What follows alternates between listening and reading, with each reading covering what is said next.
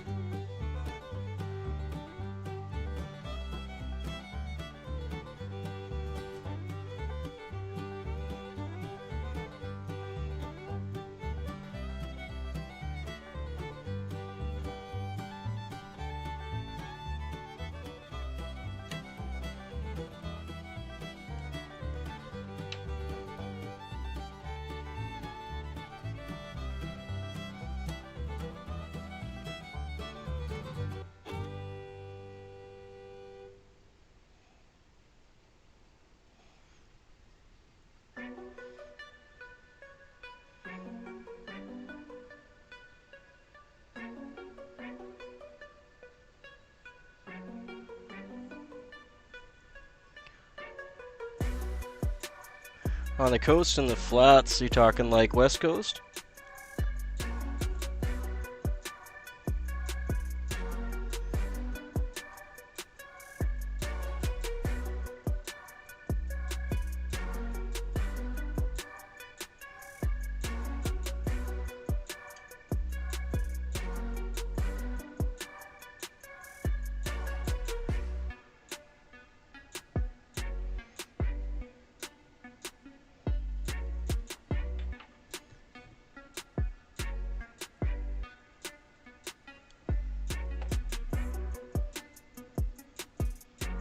Ah, Texas. Okay.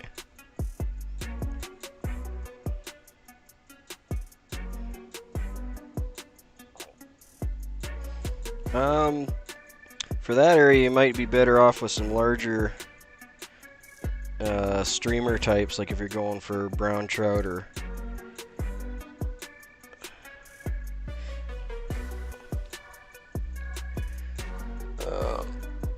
something like these guys probably work good for you, like some Mohicans. These guys are called sofa pillows. Those would also probably work pretty well for you out there.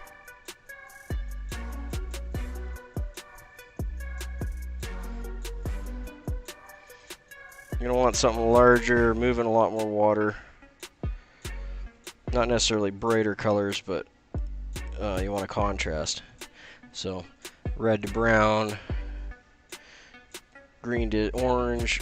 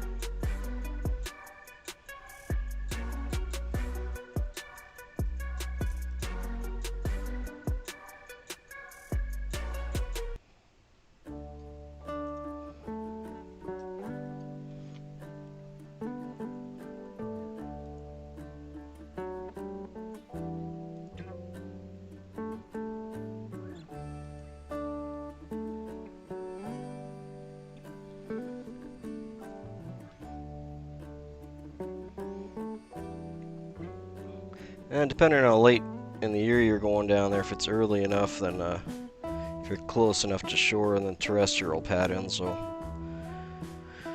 probably be hitting off pretty good there.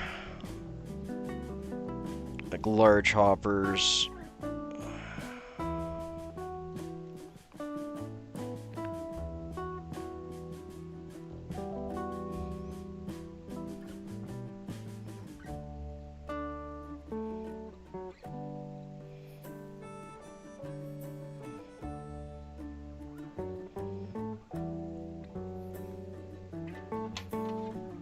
If you're going later in the season though, like closer to mid-September, September, a lot of that might be kind of worn out. Probably still work, but it's more closer to the end of the season.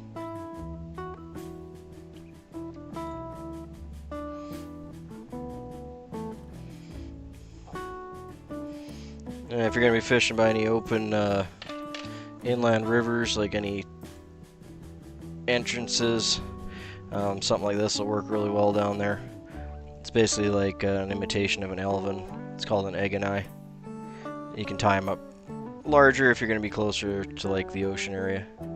So anything that's going to be drifting out, the bright red color on the tail and the elven egg sac will make a big hit for you.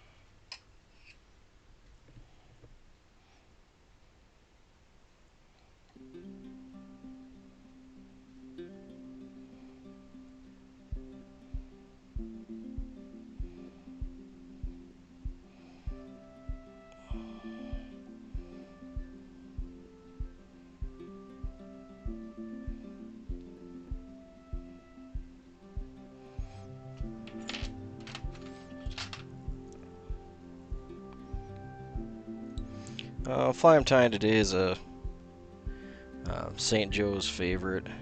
It's an older pattern. There's no real origin information on it. It's back from about 1944.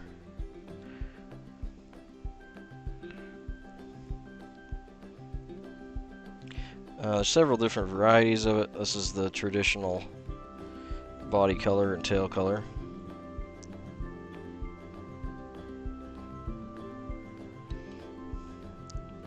It's actually an old, caught one fiber in there tying it up. Almost had it. It's actually an old traditional hand-spun wool, and I think the lady that was spinning it had her dog around because it has a lot of non-wool hair.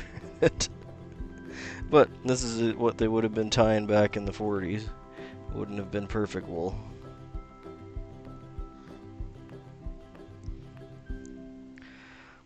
And some non-genetic goose quill for the quill, and I'm just leaving them nice and thin.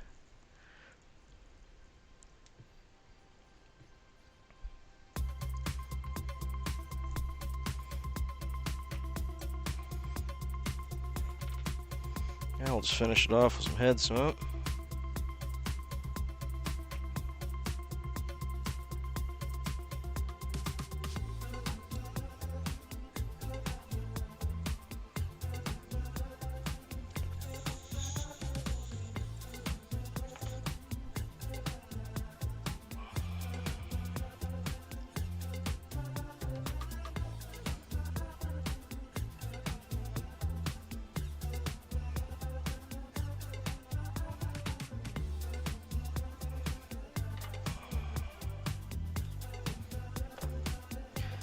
Sorry guys, gotta redo my bobbin here, pulled it out by accident.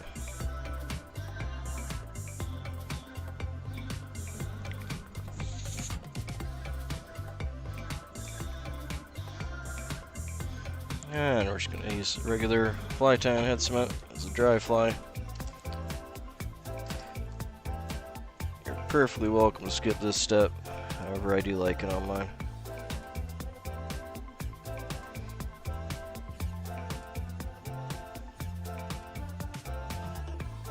A little extra security and durability never hurt no one.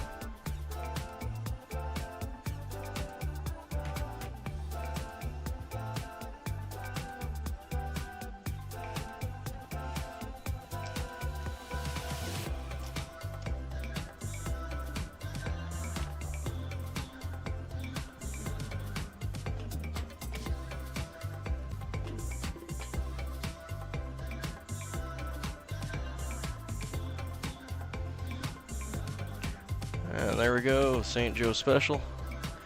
Just gonna rotate it for a bit here while the head cement dries.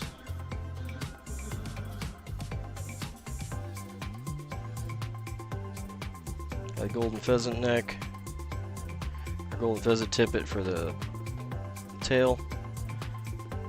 A light, almost opaque chartreuse green for the body. Your basic goose quill for the wing, and a little bit of very slightly oversized grizzly hackle for the hackle.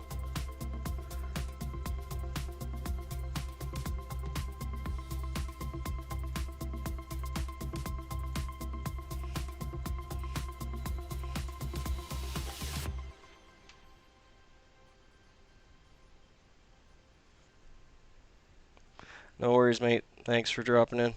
Appreciate it. We'll be here next time. Here most nights. So feel free to sub, and next time I'm on, hopefully you get a notification. You come join us.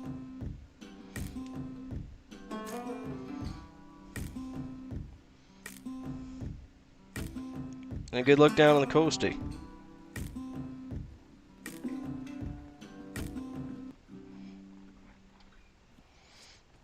There's his little friends, go hang out with them.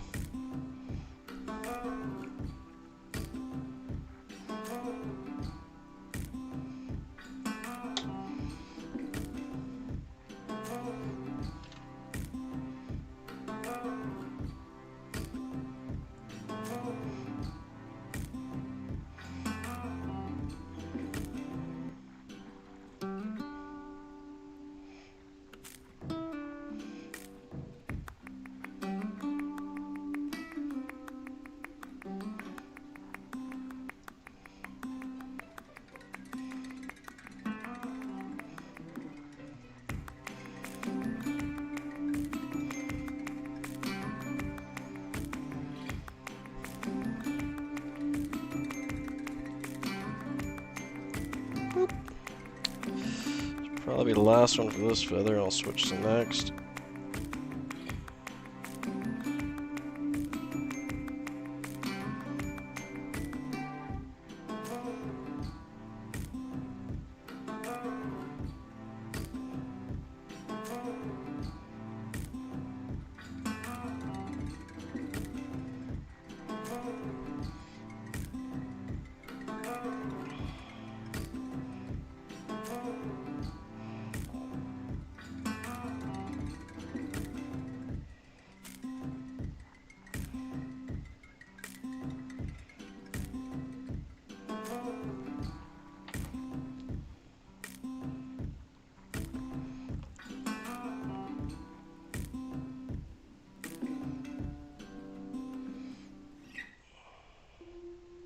I like tie the tail in basically the length of the working body. It's not the full shank.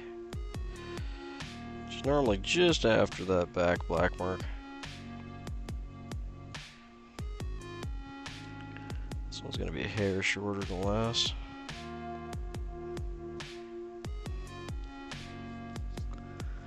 There she goes.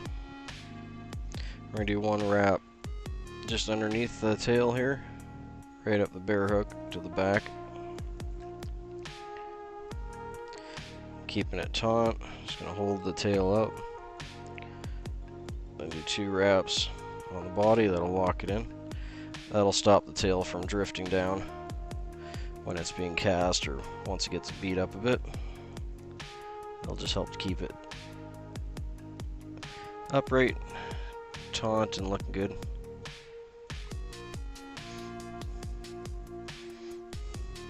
Of course, the fish won't eat it if it isn't just so.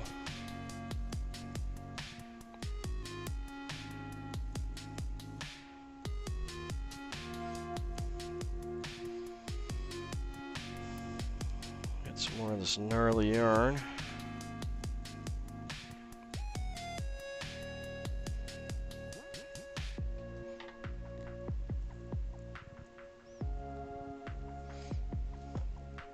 I don't know what kind of hair or fur she was mixing in there, but it definitely has guard hairs, and I haven't run into too many sheep that have guard hairs. But it's wool, it doesn't melt. And it's definitely hand spun. I love the color, and it moves really well in the water with this slight wispiness to it.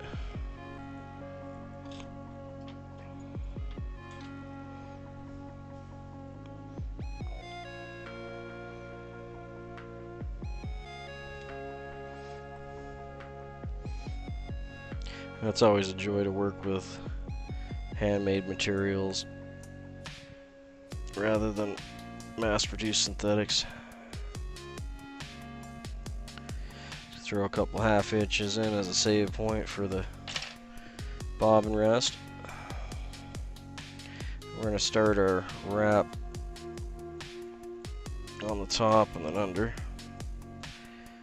Just getting this part nice and tight, but not close enough to interfere with the tail wrap. There we go. And we're just going to try and be mindful of that hook point. Work her all the way down. Right there.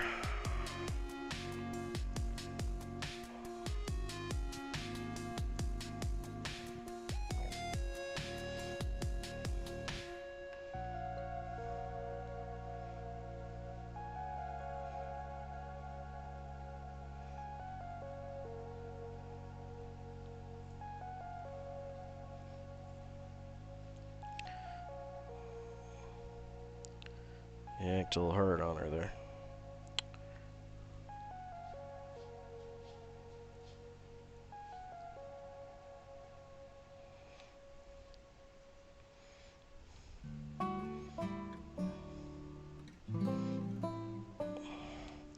I like to tie off natural body fibers like that 3 times. Not necessary. You can do it once or twice. Just habit and extra security. I'm going to be tying in the wings there. It's not going to add any extra bulk. That'll be our tying point for the wings.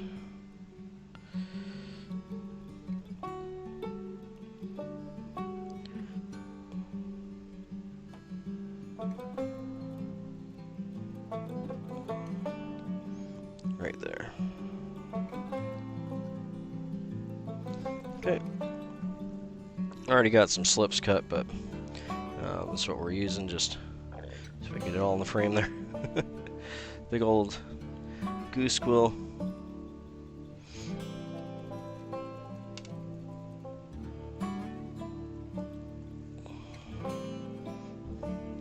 We're using 2 slips. I think you can probably see the 2 of them there. I do like to walk away a bit on me, so just let me adjust them.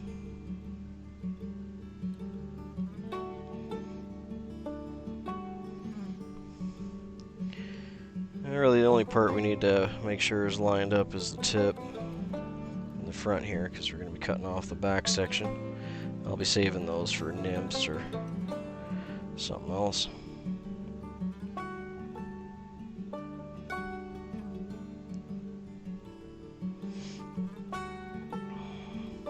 You want to have it overlapping the front here about twice the distance from where your tie-in point is to the end of the hook. So I got that. Double it. That's about your tie-in point. If you go much shorter than that, it's gonna kind of cripple on itself. You won't end up with much of a wing left. We're doing a pinch wrap, so thread comes up the back side. So I'm just gonna get some twist out. Up the back side, down the front. Most important thing is to make sure your thread's ending in the same spot you started, underneath. These little hairs are annoying. Yeah, once you got it down there, you're going to pull straight down and keeping pressure with your fingers on the quill.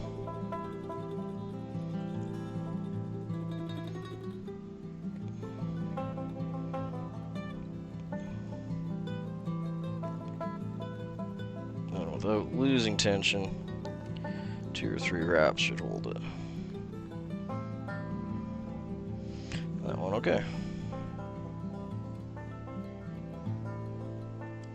We're gonna do a few more wraps to just finish that off and cut the excess.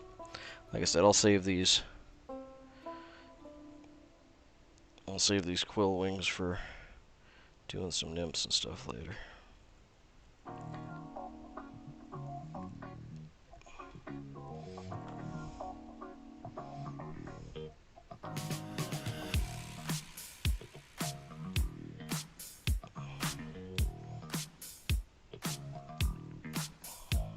Okay, we're going to hold these. Gently preen it back. And we're going to do wraps right up to the butt point. We're going to build a little step there. It's going to help preen these up. And just take your time with it. And then back down to the head.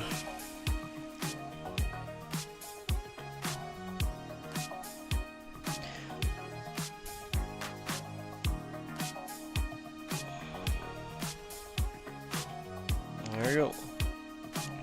If you can get them nice and lined up like that with the hook so they're flat, that's about as good as you're going to go.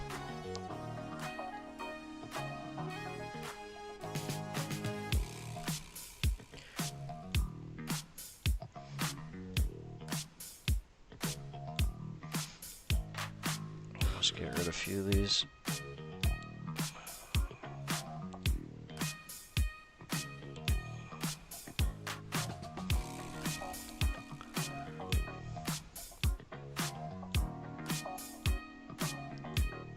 They're all going to puff back out when it's fished anyway, but just for my own sanity, we'll wrap and hackle. Okay, just simple grizzly hackle. This just came from a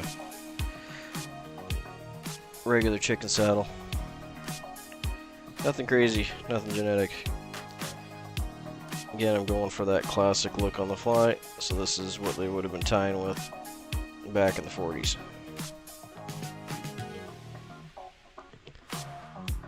Hey, David. Yeah, yarn wool, mate. Sorry, I wasn't looking up the chat there.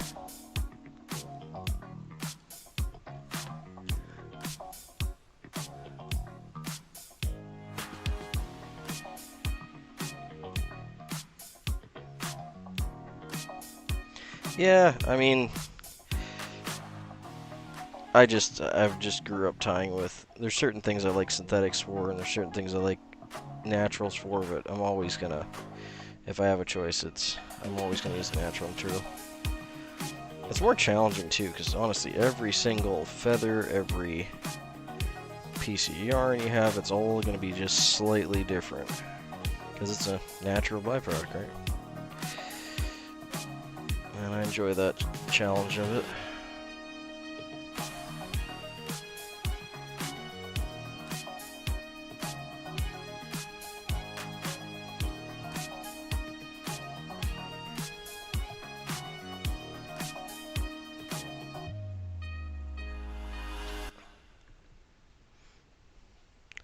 Sorry, mate, I didn't see you pop back in there.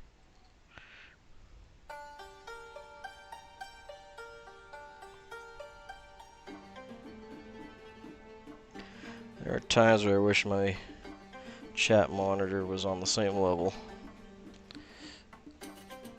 It would make that easier for me. But that would also probably be distracting from the actual fly tying too. So 6 1/2 dozen either.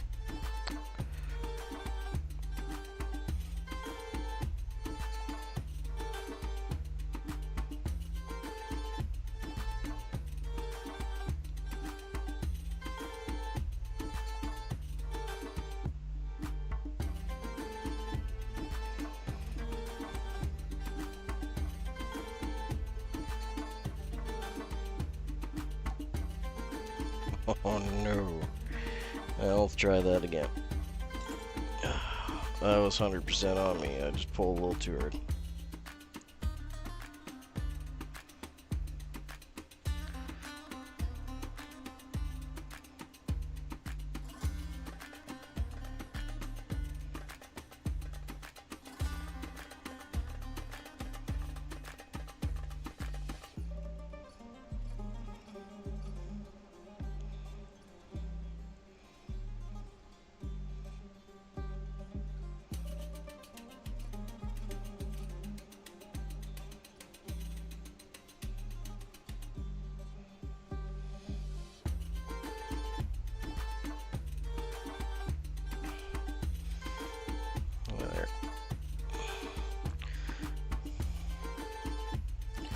Thorax wing area will be just a hair thicker than normal, but it'll be good.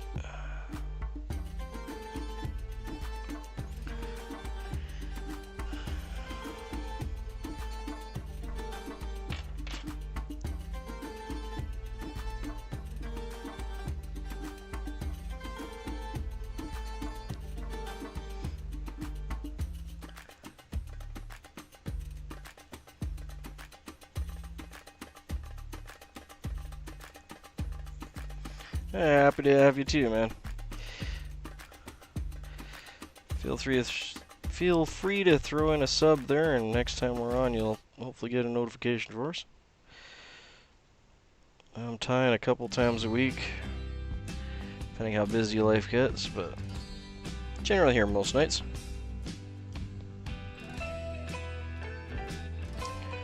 Normally either later streams or early morning.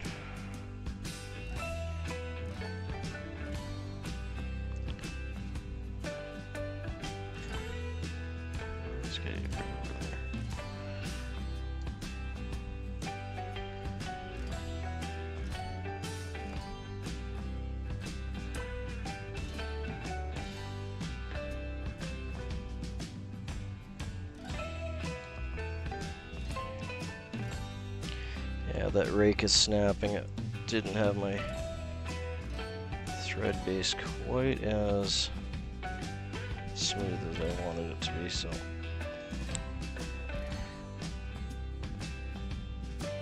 But we'll make her work.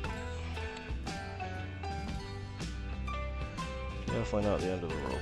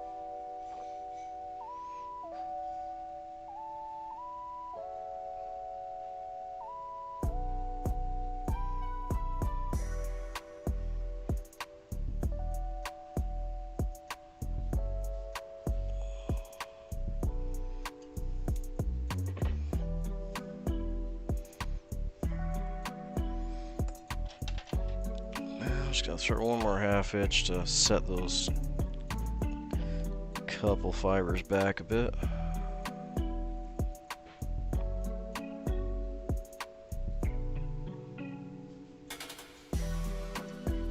Let's not push it out of the vise. There we go.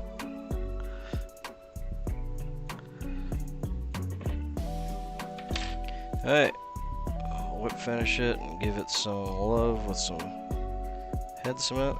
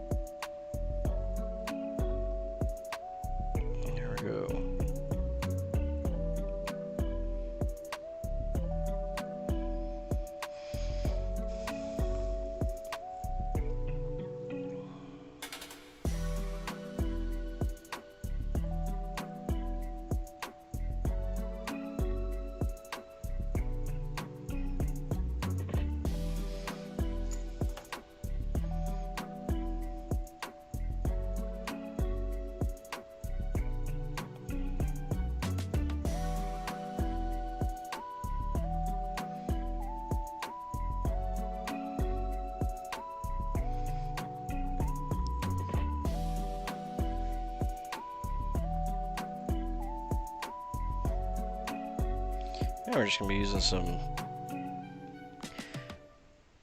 hook and hackle head cement. It's your standard lacquer cement.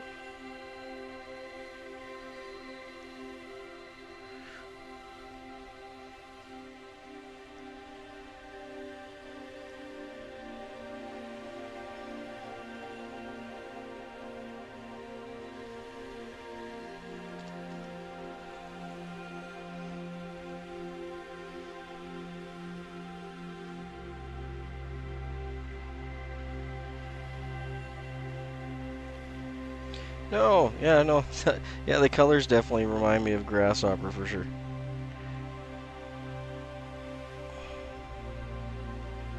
It's called a St. George's or St. Joe's favorite. It's an older fly. There is no real history on who created it, but it started showing up around 1944.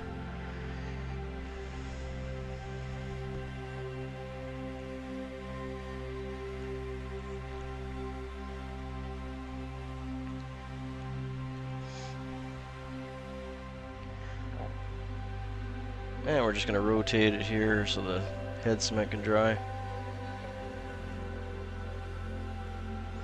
Yeah, so it was a very popular fly pattern in parts of North Idaho, especially for like cutthroat trout, streams and rivers.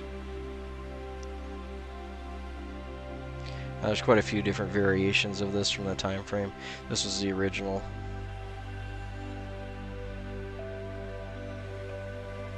There was an old school mosquito pattern actually, tied in smaller hook sizes than this that it apparently originated from. They would tie it very similar to this, with a slightly lighter gray body.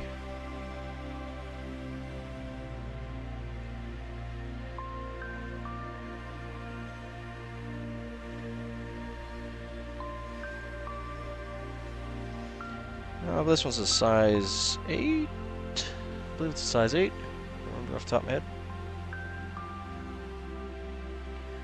So you could definitely tie these all the way down to 12s and 14s if you felt so inclined.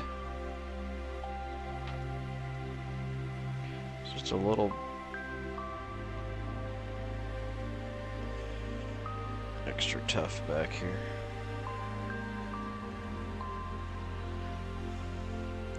There, that's a St. Joe's favorite. I'm gonna be doing up a bunch of these tonight. Doing up 12 of them, so he's gonna come and sit with his brothers. Hang out here and chill for a bit. While he dries up, there's the others.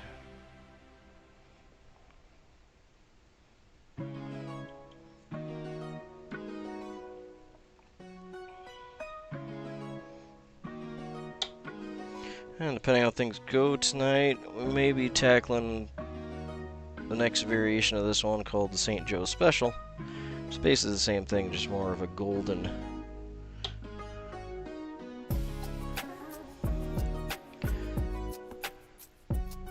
Kind of like a golden honey color body on it.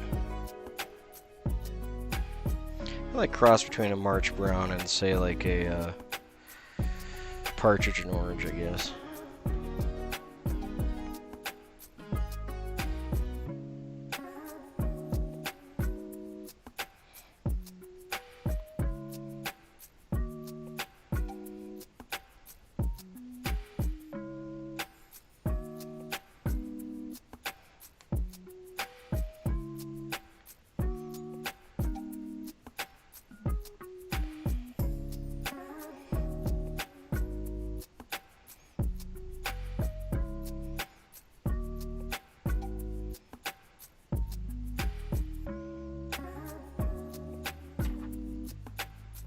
And we're just going to use the bottom end of this golden pheasant tippet. But I just happen to have just enough left on this one to finish the tail off. So that's going to be our tail.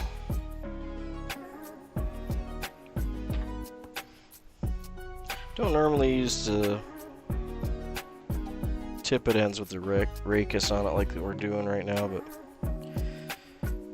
that's how we're going to roll with this one. Because I'm sure it'll turn out fine.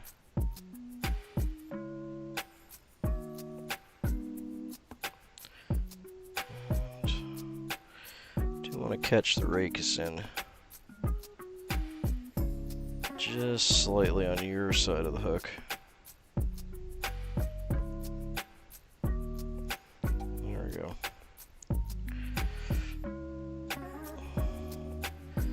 I'm going to use my finger and just kind of slightly roll it towards myself.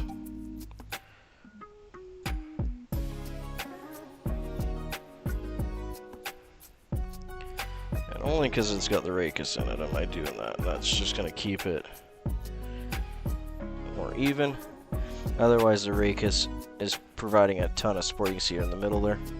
If I didn't roll it like that, it would have been... It wouldn't have looked like a pluck tail, basically. It would have looked like a rod. But this will give us that slightly fan tail that we're looking for. We're going to go underneath again, come up the bear hook, And if you got the right amount of tension, you should get a fiber tweaking like that. You can see that fiber going. Doop, doop, doop. But when we bring it down, and we're holding the tail now, we'll do 2 wraps, and not too close to the tail on your actual thread connection there. And then 2 more to seal it. And that'll keep the tail from drooping. With the rachis in there, it's not going to be as big a deal on this one, but we have 1 or 2 little kind of blips in the body there, because this is a slightly cut off section, so we'll just fill that in. A little better taper that way. Okay, for the top here, I leave a spot basically the size of my bobbin tip.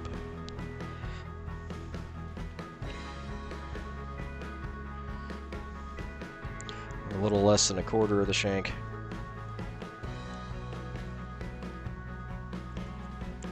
That's where we're going to tie the wing in. And also we're going to start off the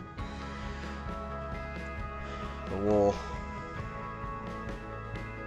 This wool is so cool. I have such a love-hate relationship with it. It's really nifty because it's hand spun and it's got all these weird guard hairs in it. It almost looks like my dog's hair, to be honest. But it gives it this awesome, lifelike movement in the water, so.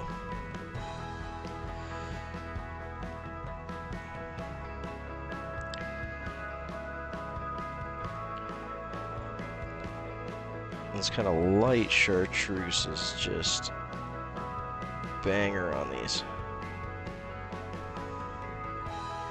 Do 3 wraps at the end there, hold it in, back to our tie-in point. That's going to go up in our material clip. I'm going to do 2 to 3 whip, or not whip finishes, 2 to 3 half hitches. Just act as a save point, also stops the thread from wrapping around the hook when it's sitting in the bobbin cradle, which it's doing now. Okay, we're going to start our body wraps at the top here. If you have your body material too close to the tail, when you go to wrap, you'll see the tail's moving there. That's too close. Then you'll start pulling it down. So you want to have it just, if you go back a bit, see, now the tail's not moving.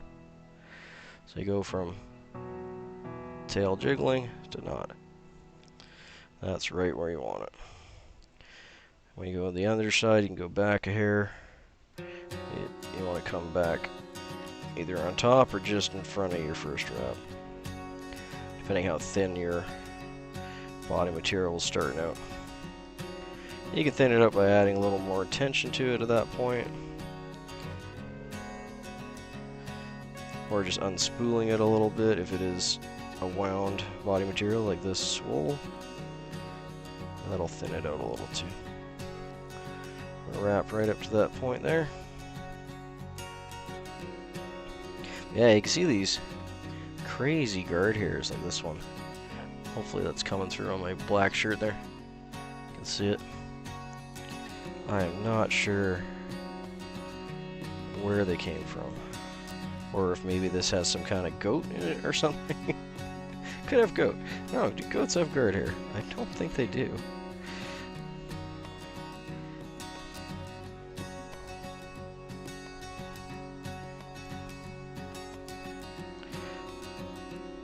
But obviously she had either some other animals in her pen with her sheep, like goats, I'm assuming, and they were rubbing together a lot,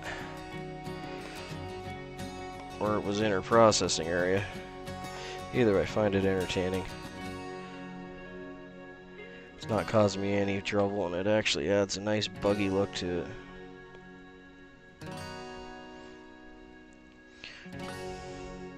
If anything, I guess it's more of a curiosity for me, because they're definitely not synthetic.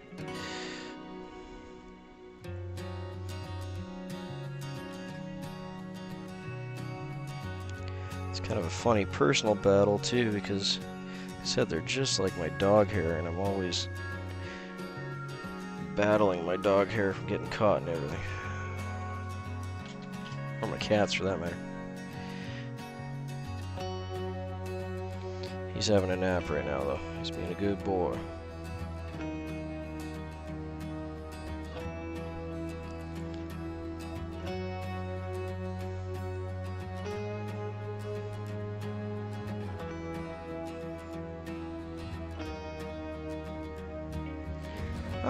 I wouldn't say wool is super common anymore in flies.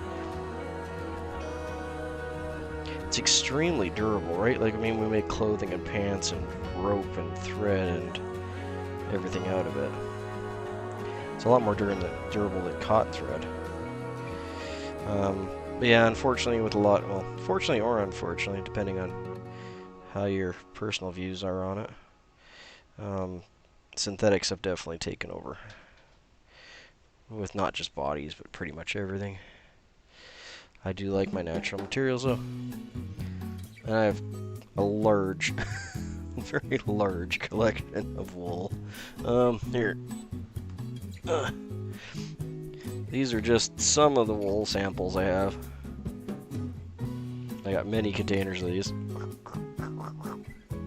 And these are all different types of wool.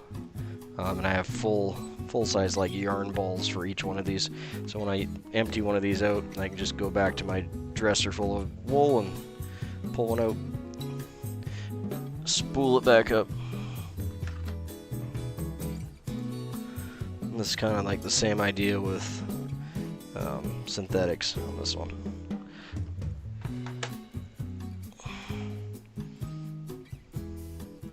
And I have numerous other ones, so it's just the one this green came from.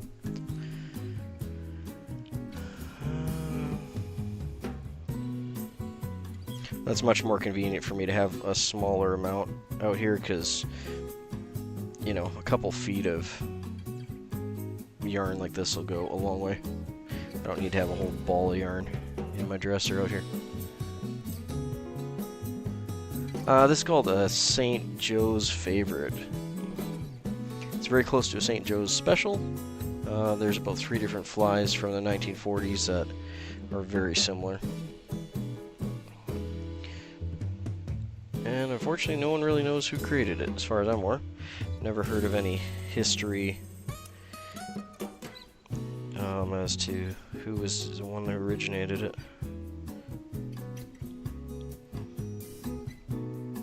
I don't think they cared as much in the 40s about that kind of thing.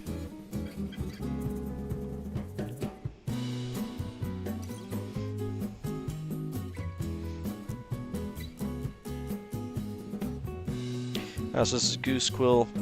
Here, I'll grab one of those for you guys. It's a regular old goose quill. I'm not pulling off this one yet. These will be the ones I'll use next. I have a bunch of pieces already. Let's see if I can do this without dropping it.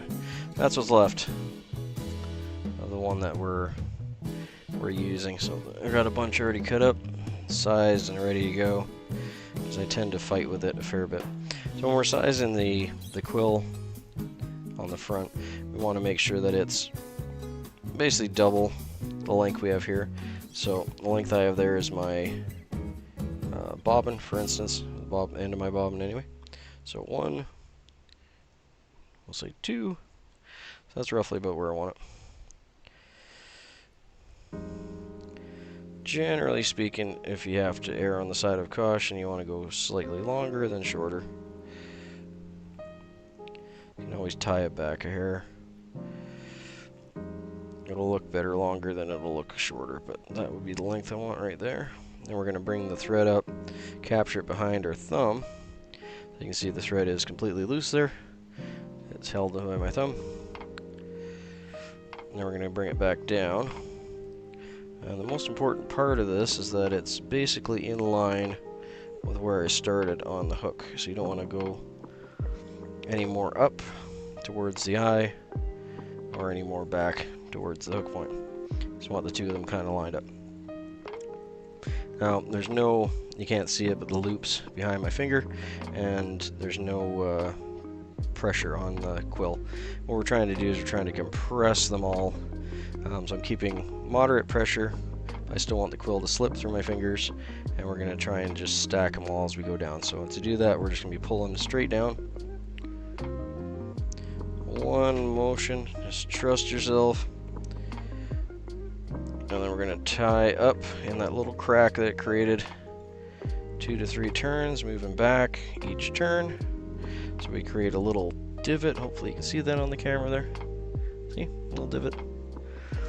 And that'll secure it. I love tying with quill wings. These aren't the best quality quills, but I'd like to use them up. They're perfectly fine for these type of flies. And I'm going to be using the back sections for nymphs later. So I'm not throwing this big chunk out that's going to turn into some nice backs for some nymphs. So I'm just putting off those to the side. When I'm done for the night, I'll put them away in my waste bin and grab them when I'm doing some nymphs. You do have to be careful at this point because you only have it tied in by 3 or 4 wraps there. The whole front is loose and it'll like to spin on you. If you got it right, it should be lined up with the hook like that. See how it's nice and flat? It does take a good bit of practice, so the best thing you can do, there's nothing terribly magical about it, it's really just a practice thing and confidence. It's not a skill that a lot of fly tyers practice anymore, but I really enjoy doing it. Yeah, all you want to do, if you really want to learn how to do quill wings, just get yourself a couple quills. You need a left, and you need a right from each of the wings.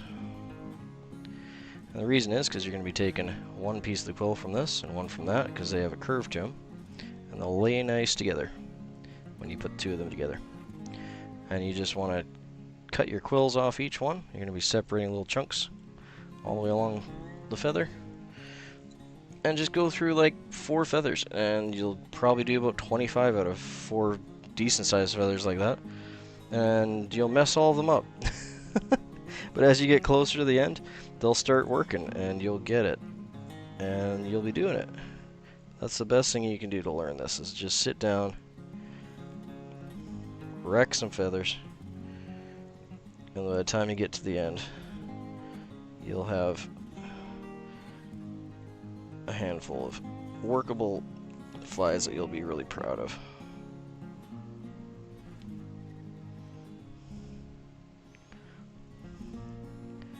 And I'm just going to tie that in a little bit closer there so it's upright. And we're just going to make a little step there. I'm just winding in thread closer to it so it'll prop it up. And again, I want to go just a little more than that.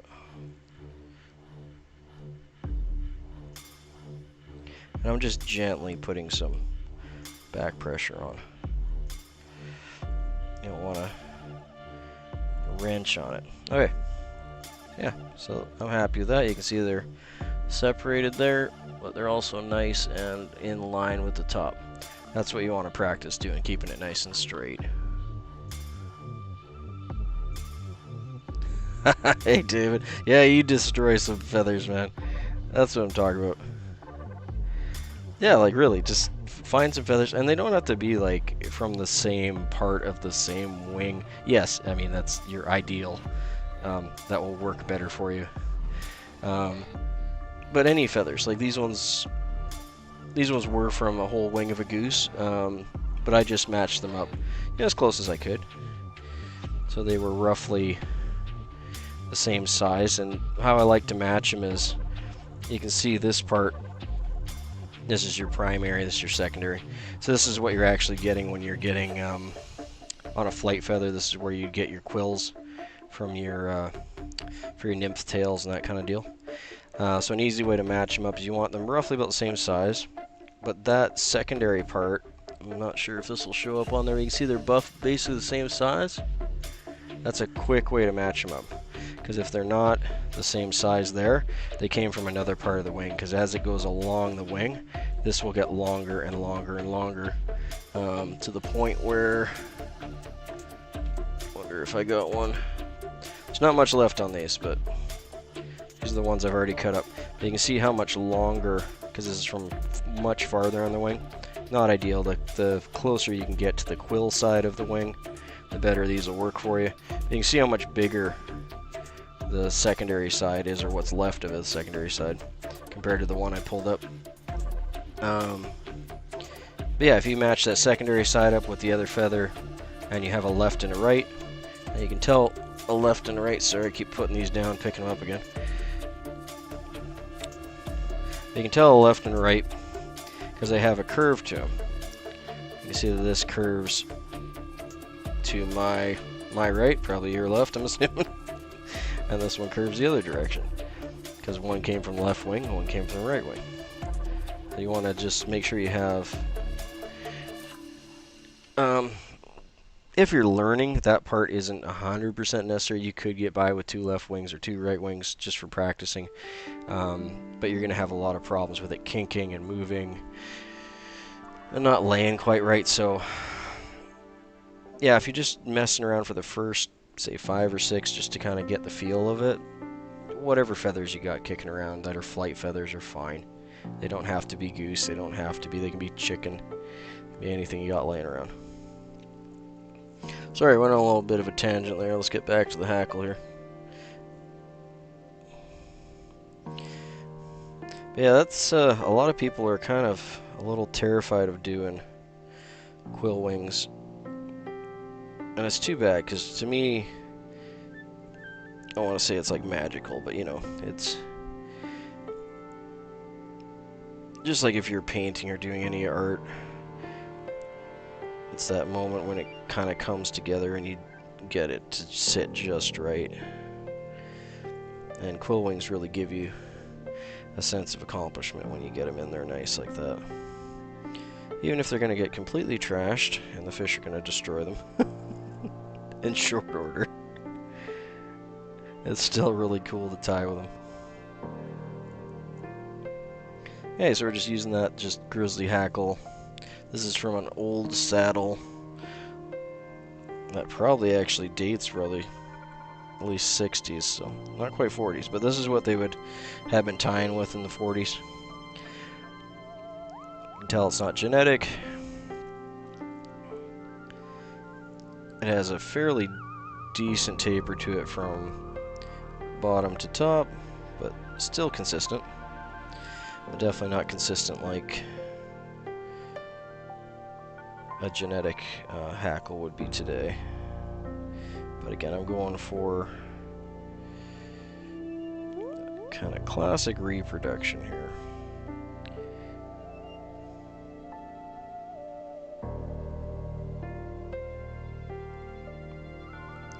I'm going to try and get a couple wraps in the front. Oh, that was a little too close to the wing there.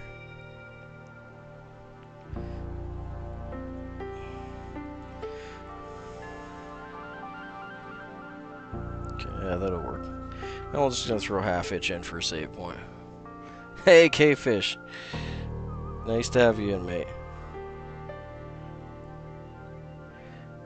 Sorry I've been like half missing your streams lately. Been happy to jump in when I can though, but generally working during them.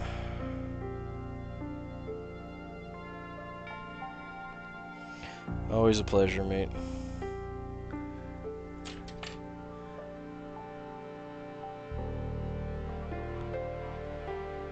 Sorry, K-Fish, man, I missed you there. I wasn't really looking at the chat board.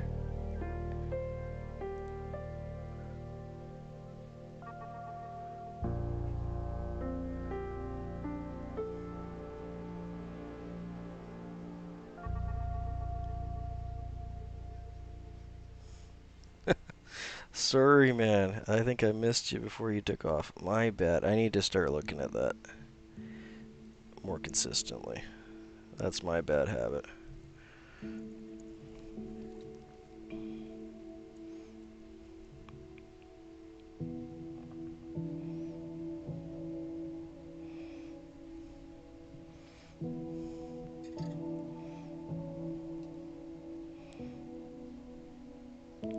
Yeah, we're going to try to get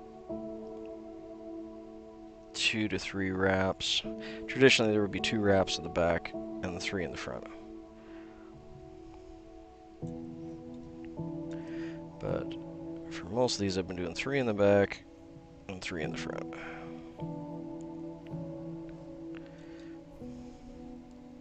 Doesn't terribly matter. I don't think the Hackle police will stop you or anything.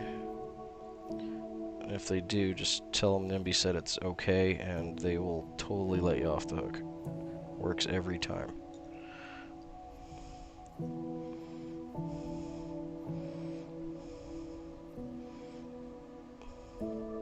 And if that doesn't work, just blame it on David and hopefully they'll let you off. Go for one more.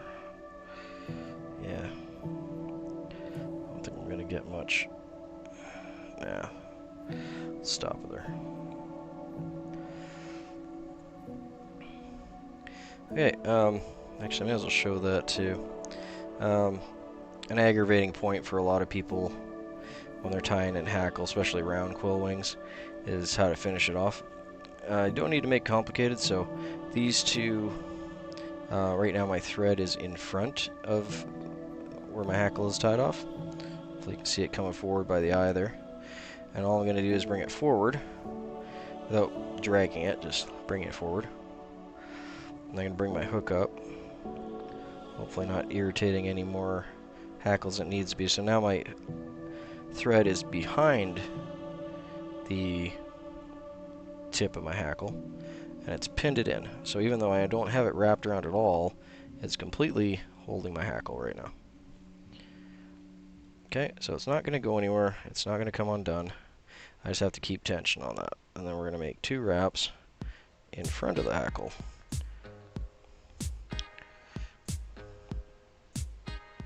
And we're going to try not to capture any more fibers, but one jumped out there.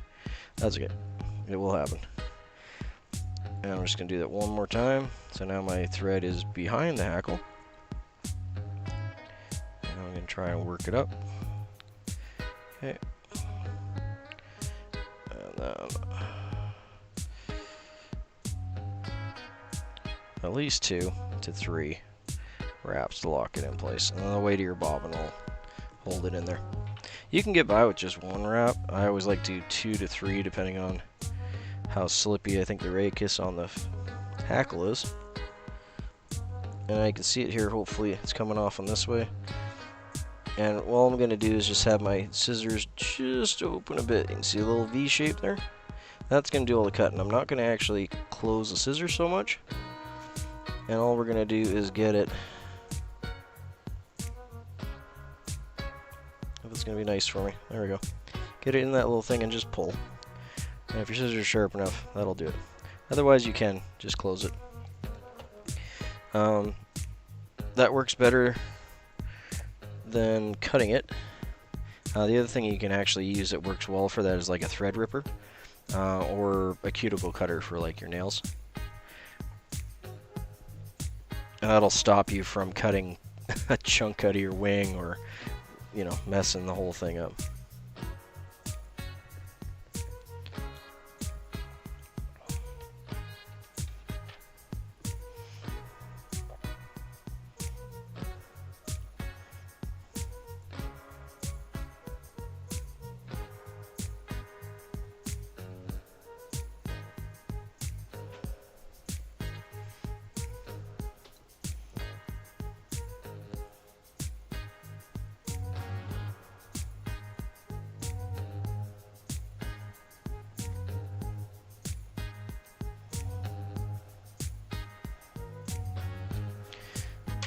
And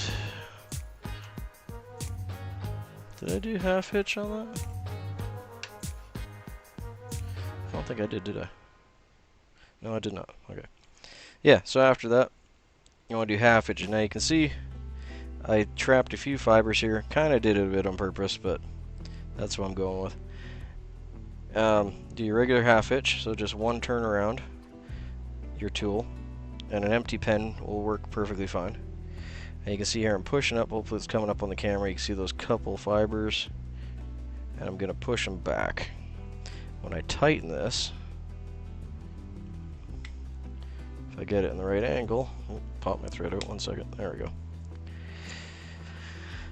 If you get it on the right angle, it'll pin it back. And then you won't have to worry about cutting those off and possibly cutting your thread and crying, second guessing your choices in life. There we go. There.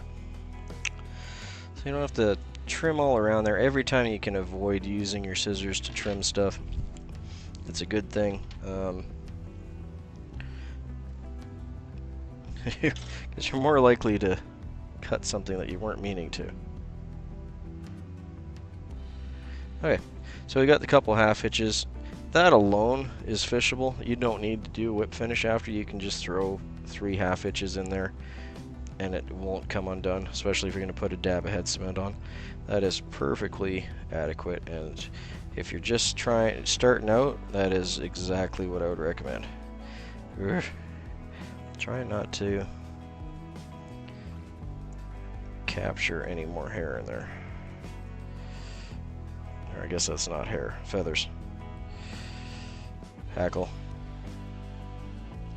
Come on, behave. Be good. And we're just going to do 3 to 4 rotations. I've already lost count, so we're going to say 4.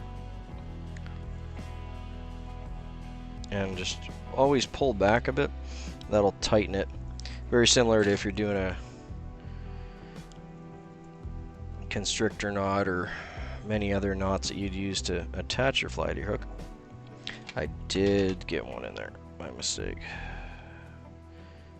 Instead of cutting it too, if you do have any that are misbehaving, tweezers work excellent to just pop them up. Alright, so that's half hitched and whip finish. That is not going anywhere.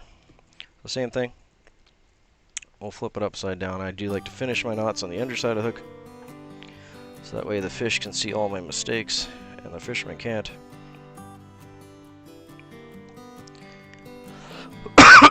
Excuse me.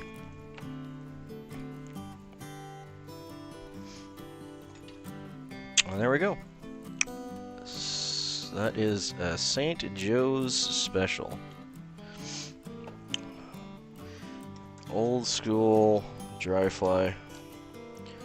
Works really well this time of year and later for when the terrestrials start coming out. As someone in there pointed out, it does look a bit like a grasshopper. There's a lot of terrestrials in the later season take on that kind of chartreusey green. It's a very good attractor. Sorry guys, need a drink here.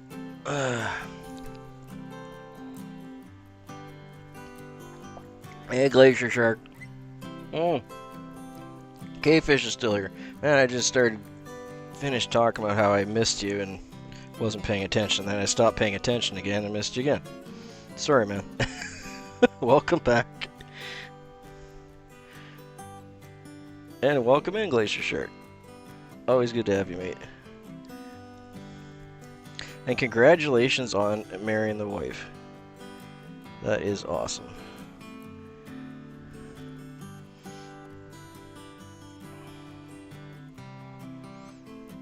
I hope you guys have many happy years together.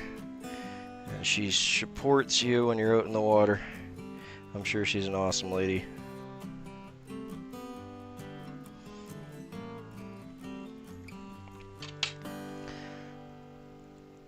Alright, just gonna rotate this one for a minute till it dries up.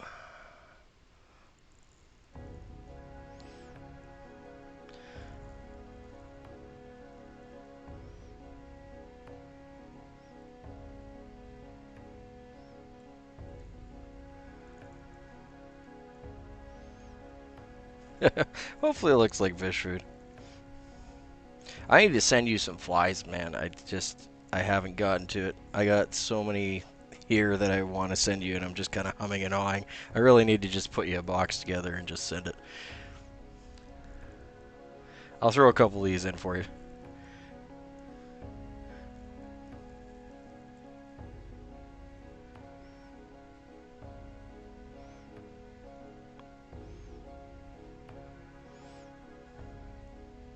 Procrastinating and thinking too much about it. Really need to just get you some fishing stuff.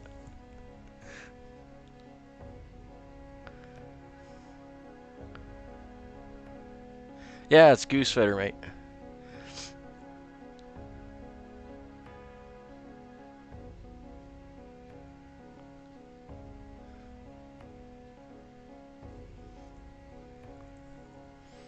That'll do.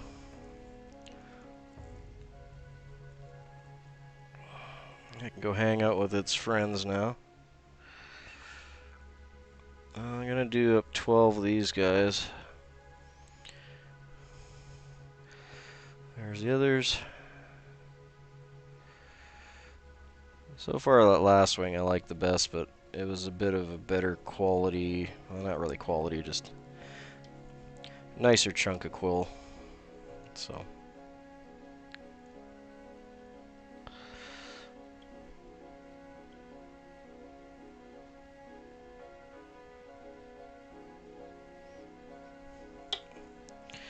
Okay, and we're going to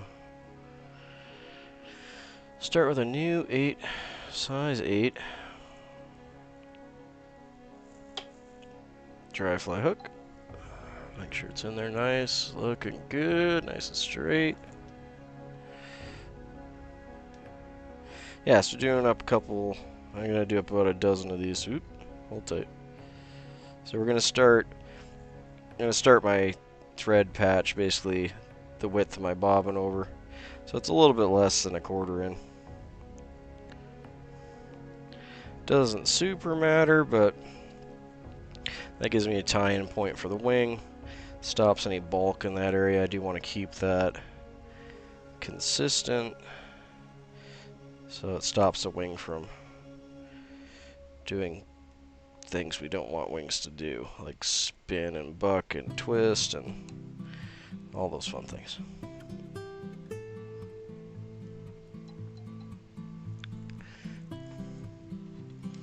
Okay, yep. As Glacier Shark said, using golden pheasant tippet today. These are very old. I have the skin. Where's the skin?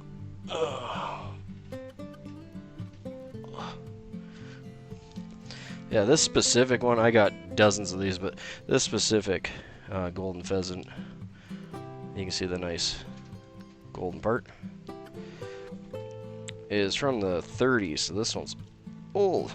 You see the back side of the tan skin there and how it's almost like gray on the back.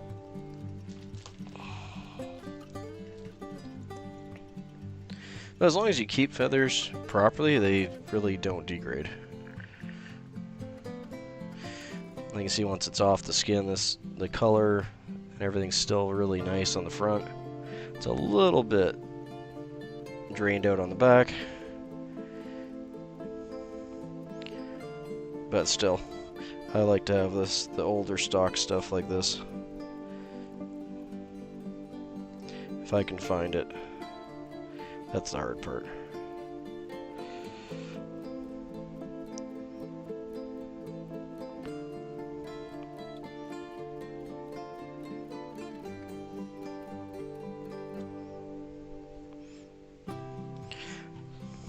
Just means a bit more to me tying with it, because I know at some point that pheasant was on someone's farm and someone was taking care of it and raising it and giving it love, and it wasn't on some factory production line.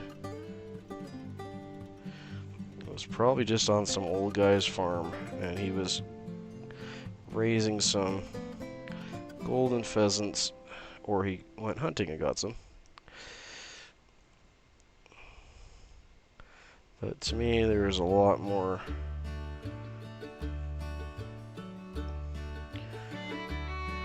a lot more spirit and care in old material. Someone took the time to process that and keep it properly for all those years in hopes it would turn into a fly. And tonight it is.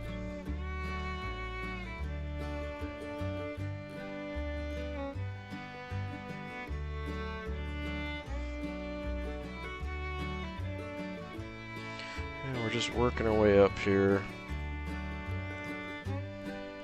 Just before our cutoff point, I'll get rid of those tippets.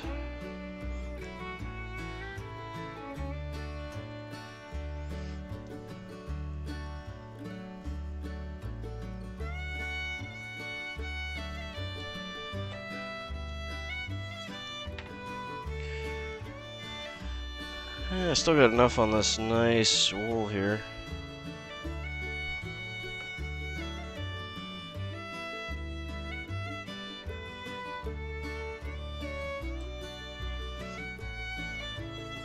I'd like to do some similar flies like this with some olive Fintex, and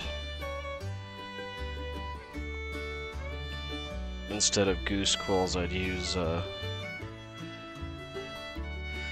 pheasant wing, probably pheasant hen wing, to get that lighter brown mottled look, and I think that would kick off real nice. Next time I'm bored, I'll dig those out.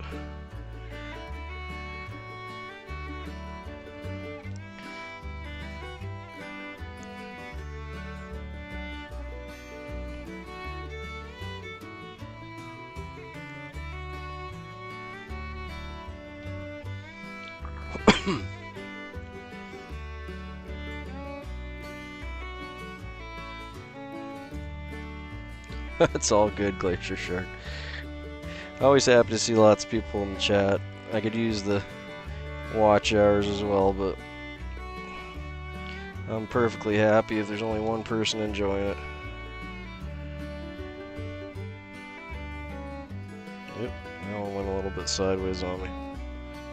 Actually, no, that's not too bad.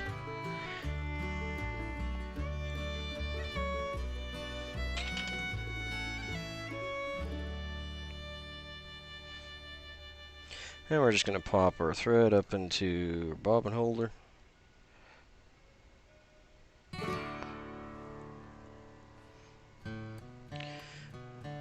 Now that first wrap, again, we're going to make sure that it's not pulling on the tail.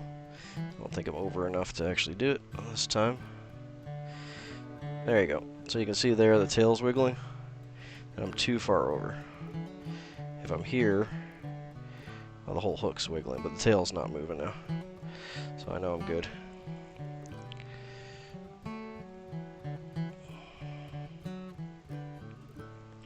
And that is a very common mistake for new tires.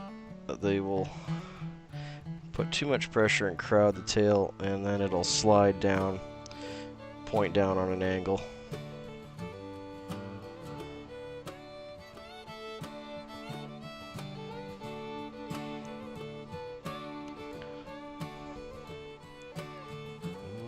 Feeling like that's a little far. Yeah, I'm gonna need more room there.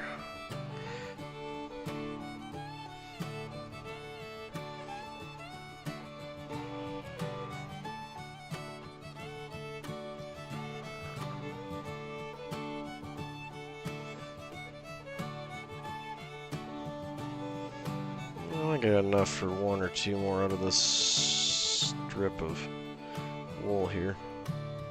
And again, since it's a slipperier natural fiber, I'm going to tie it off 3 times.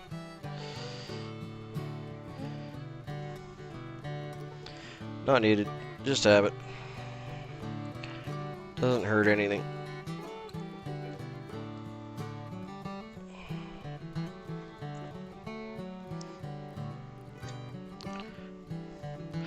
Little overkill helps the OCD.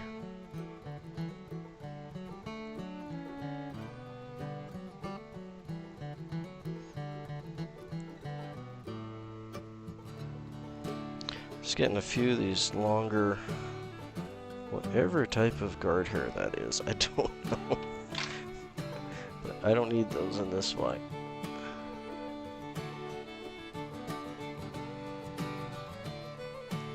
Okay, I'm just going to level out this, I'll call it a landing patch. I don't even know if it has a proper name. Basically the thorax, I suppose. But we don't want to necessarily have it on a complete angle when we're tying in the wings. It's a little better to have it on a flat shelf. And you want to have it consistent and smooth. But it's not world-ending one way or the other. That should do.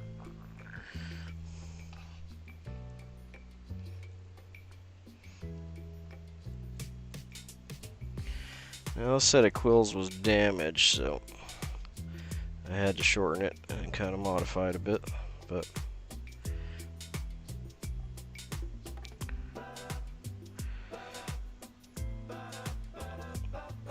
yeah, if the fly tying gods smile on us, it won't matter anything.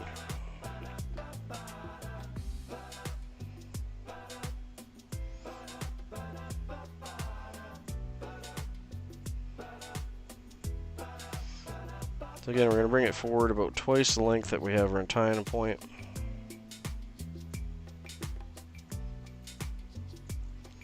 So yay. About yay much. Give my thread a bit of a spin here because it's a little kinked up. Yeah, it's a little better. Okay, we're going to bring it up. I'm going to trap it with my thumb. Do that again. Straight up. Trap with my thumb. Don't have quite enough thread out. There we go. Okay, bring it back down. Make sure it's at the same spot on the hook. Okay, and then we're going to be pulling it straight down. I feel like it's a little kinked, but I'm not going to know until I let go. So let's go. Yep, it was kinked. Okay. So it caught on my thumb as I went down. Yeah, that's not going to work. Okay, let's see if we can save it. Otherwise, I'll cut a new one. I could just feel it on the inside of my thumb kind of catch.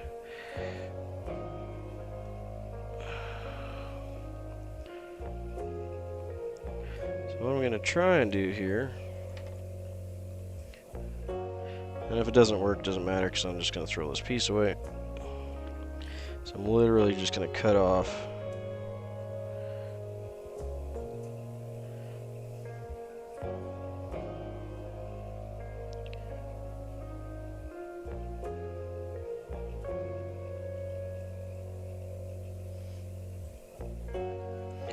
there.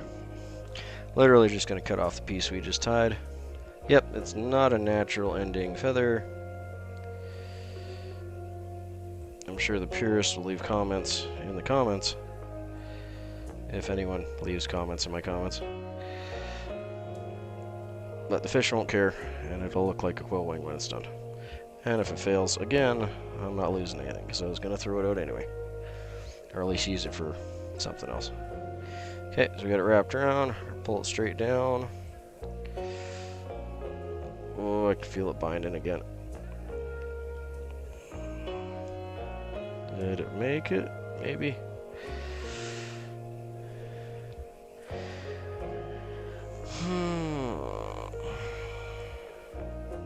Yeah, I think we can work with that. It's not 100% ideal, but I think we can work with that.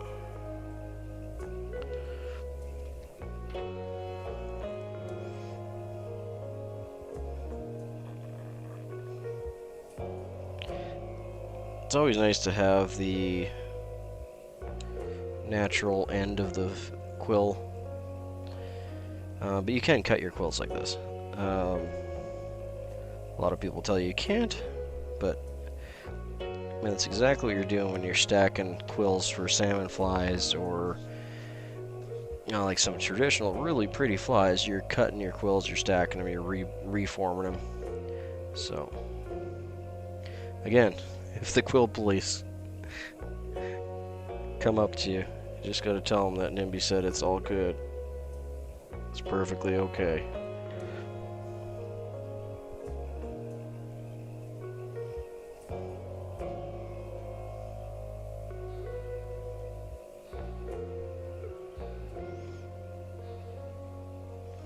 I'm just gonna get some wraps, build a ramp there.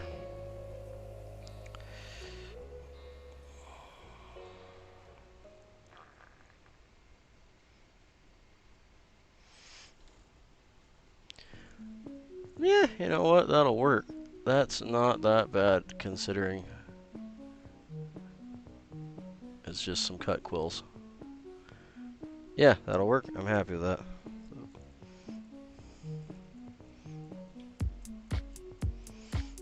Hey, we're just gonna use this old saddle hackle. As you can tell, it is bent. It is not the straightest saddle hackle. So if you're learning to tie, don't use this. It'll drive you nuts. It will want to go left and right and all over the place. Again, this one's old. It's probably from the 60s. And I'm using it to make the fly as traditional as possible.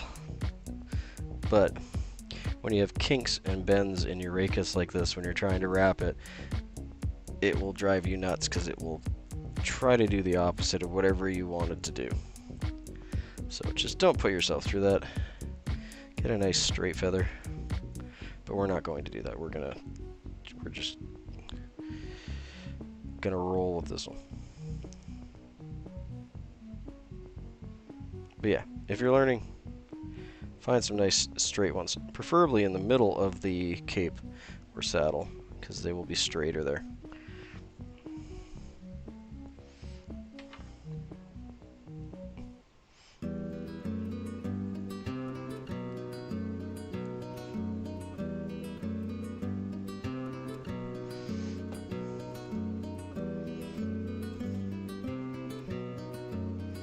This one's a little longer than the one I tied in last time, so we are going to go for, I think, 3 to 4 wraps on the back, and probably same-ish on the front.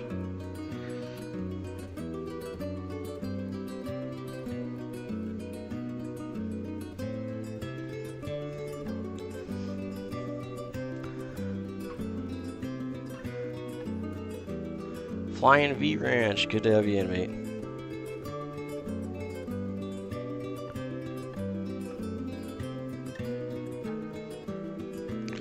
Oh yeah, we always figure it out.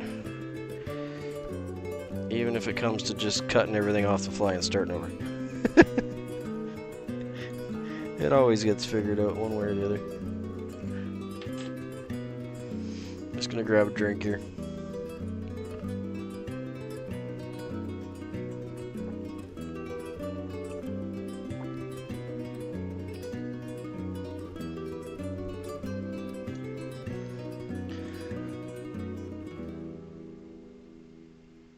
Oh, you guys are talking about my little dudes on the bottom of the screen. Yeah, that is part of my StreamBot setup. So I was actually just going to have it for giveaways, because I can actually have everyone on the bottom of the stream do like a Royal Rumble or battle different boss fights and things like that, and many other different games and whatnot.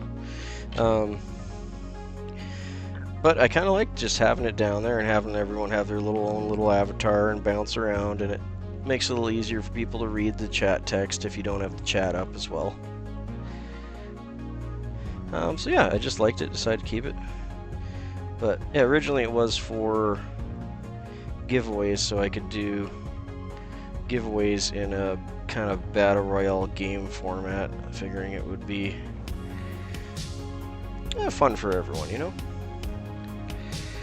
Different way to doing it than just picking random numbers or using the many different streaming event websites that are out there. And the more I played with it, the more I thought it was cute, and I liked it, and I like cute little animals, so it stayed. I don't think it's going anywhere. But yeah, every time you log in, I will be a fox, and you guys get a random animal from a large list of animals.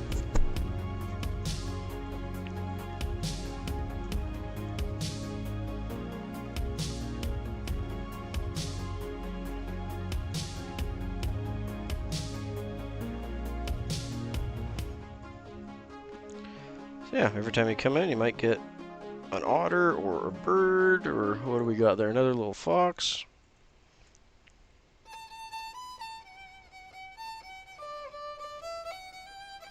And there are commands so you guys can change them, and you can jump and you can play games and do different things, but I haven't spent the time to finish coding all of that yet. I'll get to it at some point. Probably around the same time I start doing giveaways. I have a ton of stuff set aside for giveaways. I just have not got to it.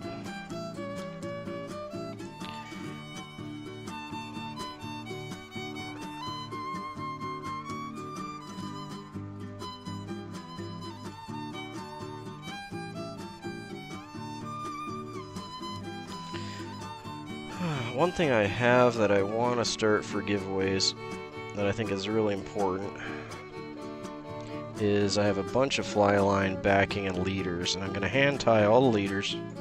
I'm going to hand tie the backing, and it's going to be ready to go. So all you got to do is get a fly rod and a reel, and you can pick those up almost anywhere. That's the thing. Everyone can go and get a fly rod and a reel. It doesn't really matter, honestly, what weight the fly rod is. It really doesn't. It'll be better, obviously, if they're matched correctly, but if you have an 8 rod or a 5, it'll still throw a 6 or a 7 line fine. No problem. So the more important thing is to actually have a fly reel, actually have a fly line. That's the expensive part, and that is the part that stops people from getting into this hobby and just even trying it out.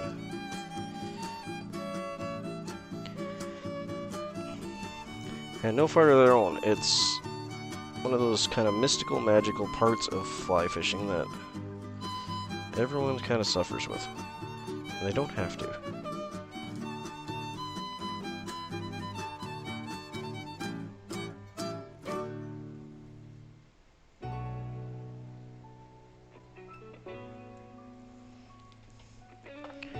So yeah, I got a pile of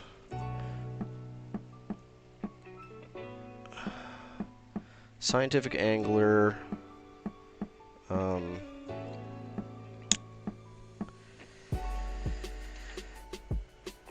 floating line. I need to dig out my backing and start measuring it out and cutting it and putting it together. I need to get my different leaders and tippets for different sizes to make a proper tippet leaders, and then put them together, and I would like to give those away once a week for a couple months so we can get more people into the sport.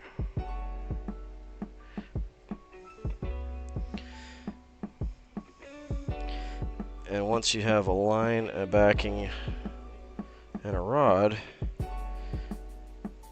the enjoyment of tying the hooks that you're using will be a lot easier for people.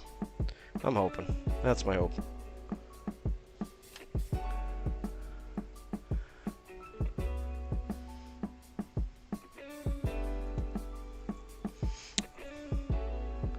Oh, thanks, Victoria. That's awesome. Yeah. It is definitely, it doesn't have to be an art. I mean, it definitely is, but it doesn't have to be. You can definitely make like San Juan worms or booby eyes or egg globs or stuff that really doesn't take any artistry, and you can still catch a lot of fish on them. Maybe even more than artistic flies. But I do very much enjoy the artistic side of it. Very much. I think that is enjoyable. Hopefully it's enjoyable for you guys to watch. For me, it is just chill. I really enjoy the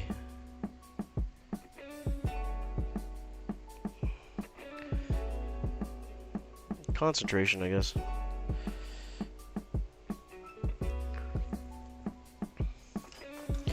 And I hope a little bit of what I do rubs off on people and they can not only get some enjoyment out of it, but learn a few things.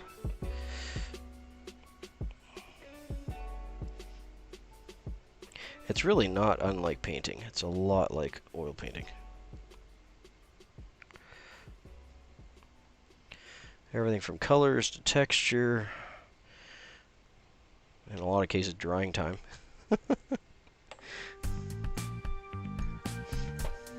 Yeah. I'd say it's kind of like a cross between oil painting and, say, maybe pottery.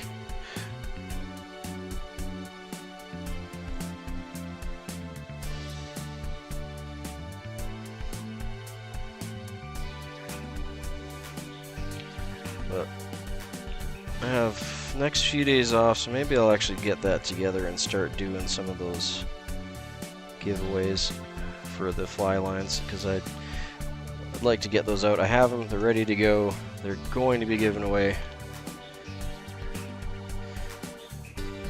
They're an entry-level fly line, but they're great for learning on because they're extremely durable, they float like a cork, they cast well,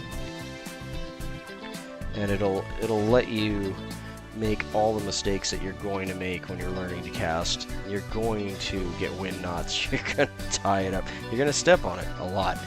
You know, it'll let you make all those mistakes so you can learn and enjoy yourself without crying that you're wrecked your, you know, $100-something fly line,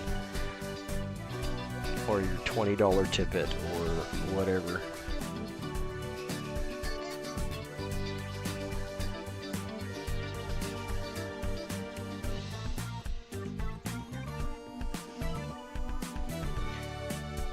Okay, so we're just going to rotate that a bit till the head cement dries on that.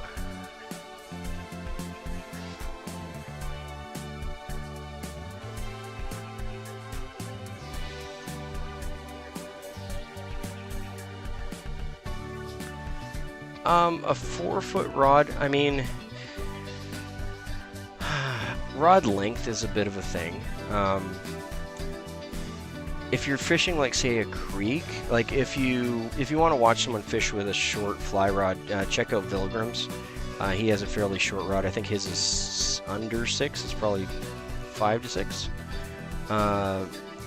The main thing you want a short rod for is going to be creek fishing, where you just don't have a lot of room behind you, and you're not going to be throwing 40 feet of line, right? So yeah, I mean, you could fly fish with just a regular spinning rod. You can. You really can. You're not going to get super far, but all the same principles are there. The longer the rod, the more you're going to have flexibility at the end of the rod, and that's going to have you...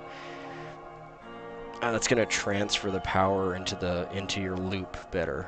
So you're going to have a stronger back cast to your forward cast, which is going to throw the line out and basically catapult it a bit for you. Yeah, in trees, around people, you got it. Yeah, dock fishing. You don't need a big rod to do any of those things at all, because you really aren't trying to get out there terribly far, typically.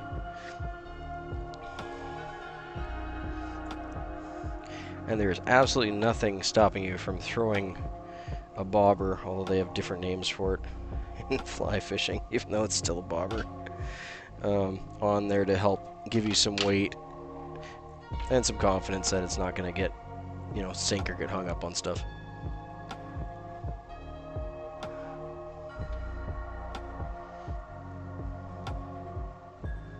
Yeah, exactly. It's just, yeah, it's the same principle as a whip. So what's happening is you're stopping your rod at like 10 and 2 o'clock on the top of a clock. So if you're straight up, your head was 12 o'clock. And when you stop it at that point, the tip continues, and that continues the whip. So just like if you're whipping a whip, and the tip goes faster than the speed of sound, and that's what makes the whip crack. So it's actually, breaking the sound barrier. So that's what you're doing, is you're multiplying your force just like you would with a whip.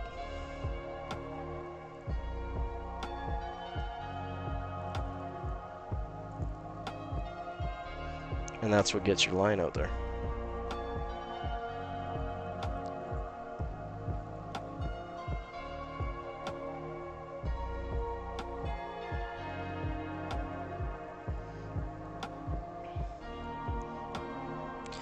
Yeah, if you go back and check out some of Vilgram's pit stops, lives from, I want to say maybe a month, maybe 2 months ago, he started fly fishing with basically just a spinning rod for a bit.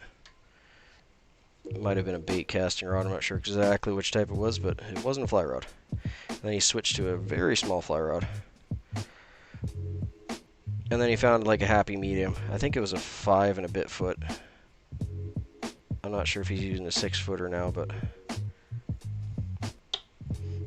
yeah, use what you have. If that's all you got. And there's absolutely nothing saying you can't stick a fly on a spinning rod with some split shot and a bobber and just toss it out there. That works perfectly fine. I do that a lot river fishing when it's extremely windy, because there's generally no background for me. Like, the trees are right there, and if it's really windy, especially blowing down the river or into my face, even roll casts aren't going to get me out. So yeah, just throw it on a regular spinning rod, some split shot and a bobber. The fish aren't going to care.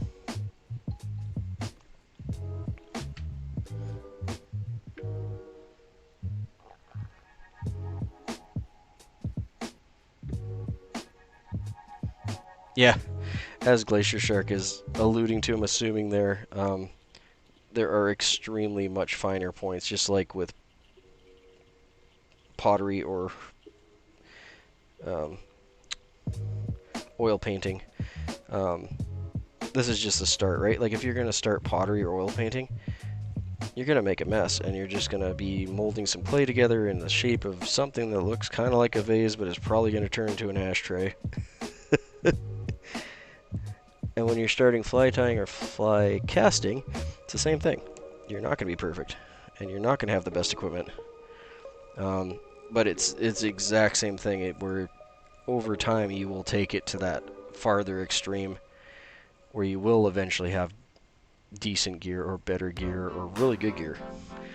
And that's where you would want to actually get proper instruction from someone that knows what they're doing, so you can get those like 30-40 foot casts out there, and you could land your fly right where you want it. You cannot disturb the water, slap it or end up with a bunch of wind knots. And they can take a lot of the frustration of learning out for you. Yeah, definitely not putting down proper coaching and training, because that will make a big difference for the vast majority of people. I'm pulling these off about a little less than half of the hook gap.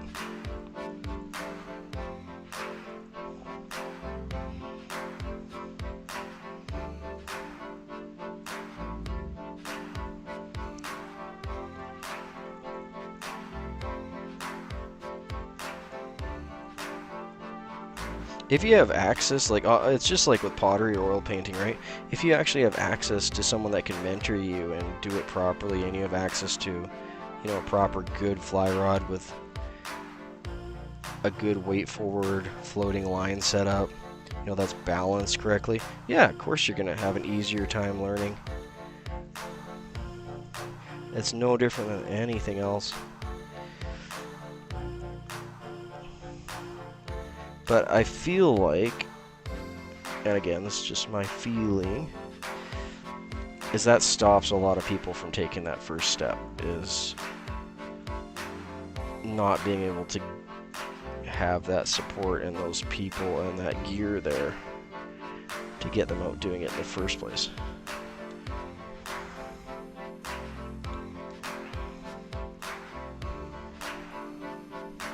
Like the first time I held a several $100, and this was in the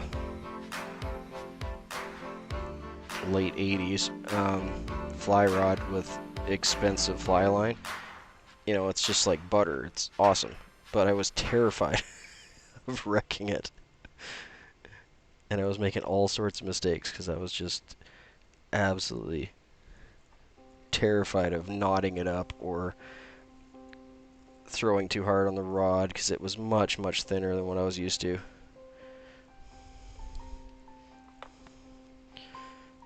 Yeah, and starting off with some junker rod that you have laying around that you don't care about and some free line will get you over that hump and just get you started. And then you can see if you like it or not. You probably will.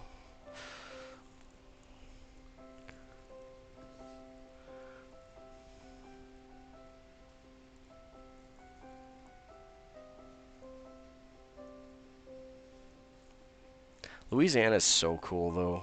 Like that area, the people are so nice there. I did a lot of internet support service for that area.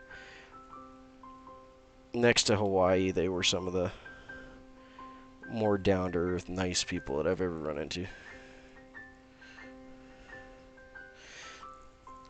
And yeah, I think the reason that fly fishing isn't as popular there is not only just the lay of the land and the type of water that you're fishing, but also the fish too. You're gonna get a lot more people catfishing and that sort of thing there, and in a lot of cases bait fishing is just gonna work out better for you, and there's absolutely nothing wrong with that. And I think it's a bit more of a cultural thing there too with bait fishing, and again because you do what works, right? And there's nothing stopping you for fly fishing for catfish, but it's probably one of the more difficult things you can do. Because catfish go by scent, and they go by almost everything that you don't have while you're fly fishing. Just removing some of these guard hairs again. You totally can get catfish on flies, and I have. But it is not easy. It's not like getting brook trout or bass or something that has a more predatory instinct.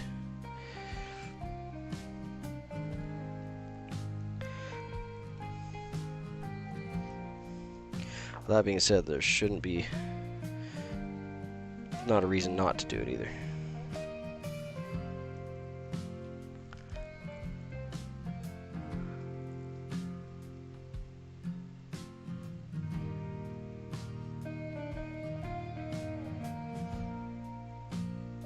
Yeah, bass too, sorry. Yeah, not just catfish. Bass, crappie, you know, all that stuff.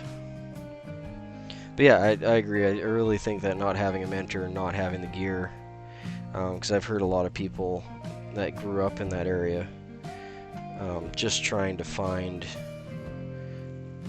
fly tying supplies was hard, because like the closest kind of fly shop they would have would probably be a Bass Pro.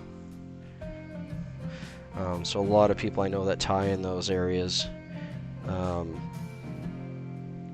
they get a lot of their equipment from hobby stores and from like craft stores and dollar stores. And there's absolutely nothing wrong with that, especially for the type of fish you guys have there. They eat that kind of stuff up. They like the bright colors, they like chartreuse. You know, they like simple flies like mop flies. Like that's what works. As pretty as these are, you know, some craft foam hopper for like a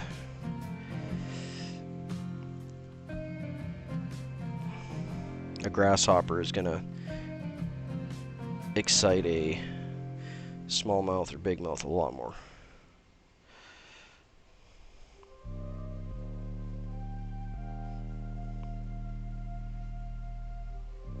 If you have something that works, you're going to enjoy yourself more, and you're going to do it again.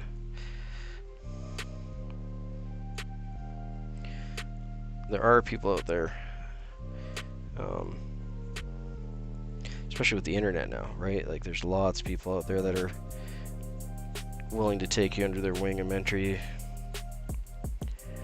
But yeah, I can see how getting the equipment in those areas can be a lot more difficult.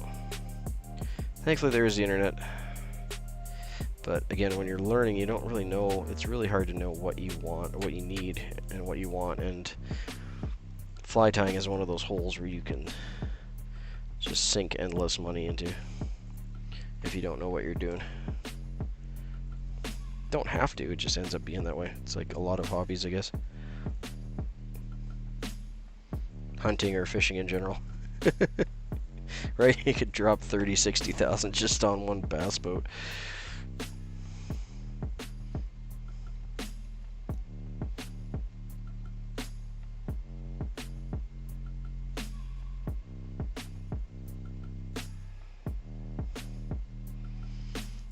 Just cleaning that up a bit. Get rid of that little step I got there, and I'll get a wing tied in. I used up all my pre-cut wings, so you guys will get to see some quill cutting.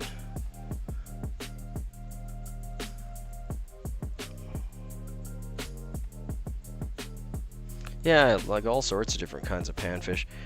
For the most part, they like flashy, shiny movement, big colors, right? Just like crankbaits, right? You don't see crankbaits that are... Well, you do, but not as often, like all green colors or dark grays or things like that. You know, you want something that's going to pop a bit.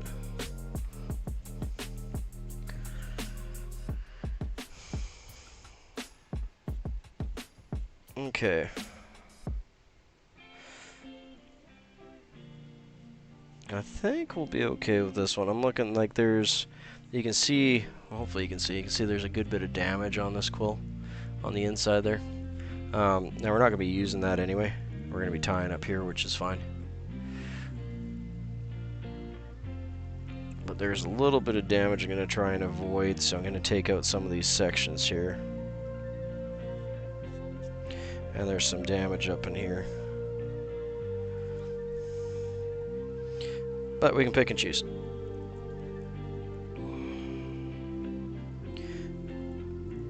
I'm just going to grab me an empty hook here. Now there's numerous different ways that you can size your quill wings. This is the easiest way I've found to do it. And again, it depends on your pattern and what you're tying. You take your quill and you take your hook. And it's going to be the same size hook as what you're tying with. And you want to go in the middle of your quill because the rachis is going to get smaller as you go out. So just to be consistent, start in the middle. You're going to push the hook in and bring the hook point down and penetrate the feather. And then just slide it forward and then back right to the rachis and then all the way back out. And the reason that we're going to do that is it's going to give you a certain size quill. And if you use the hook every time, since it's the same size hook you're using, all your flies will be consistent. You're always going to have the same, roughly anyway, the same size. The other thing you can do that a lot of people end up doing is you can just use, because you generally have them on your desk, just a pair of tweezers. And a lot of times, depending on the fly you're tying, those tweezers end up being roughly a workable length for your quill. If you don't have tweezers, well, you should have tweezers. I mean, who doesn't have tweezers? But, I mean, if you want to move one step up from tweezers, the next step up would be like a compass for drafting. I used that for years, and you can actually dial that in, you know, exactly the same distance as your hook that you're using, and just have two little metal prongs on it, and just poke and pull, and you're going to get a consistent quill size every time. So that would be one step up. They all do the exact same thing, so it really doesn't matter. And you're going to have hooks that you're tying with anyway, so that's the easiest thing. One thing a lot of people struggle with is cutting these off, because if you hang on to just the quill section, then your feather falls down on your desk or wherever, and you don't want to damage this more than this one's already damaged. But the easiest thing to do is to take your finger, and you're going to pinch it with your finger and your thumb, and you're going to pinch over top of the split you made and the original feather. So then when you cut the split, you're still hanging on to both pieces. So neither piece is going to fall on your table. And when you do that, hopefully you can see this here if I can get it close enough, you have a little gap right there. What you're going to do is put the quill of your feather in between where your hand and your scissors are. So your scissors can come up on this side of the rachis on the quill. And you're going to just poke your bottom of your end of your scissors up through that little hole. And then just hopefully one motion cut all the way through. And you'll feel it when you hit that little, like there's not a big gap there. I mean, it's a pretty small gap. But you'll feel it when you hit that gap when you're cutting with your scissors, and you can either just stop, or hopefully you have the end of your scissors there and you're not going to overcut. That's the easiest way I found to cut quills like that. You get a nice consistent quill, generally speaking, every time. Excuse me. Get some more water. Talking too much tonight. Yeah, separate it from the stem. The rachis is the stem. Sorry, using fancy words.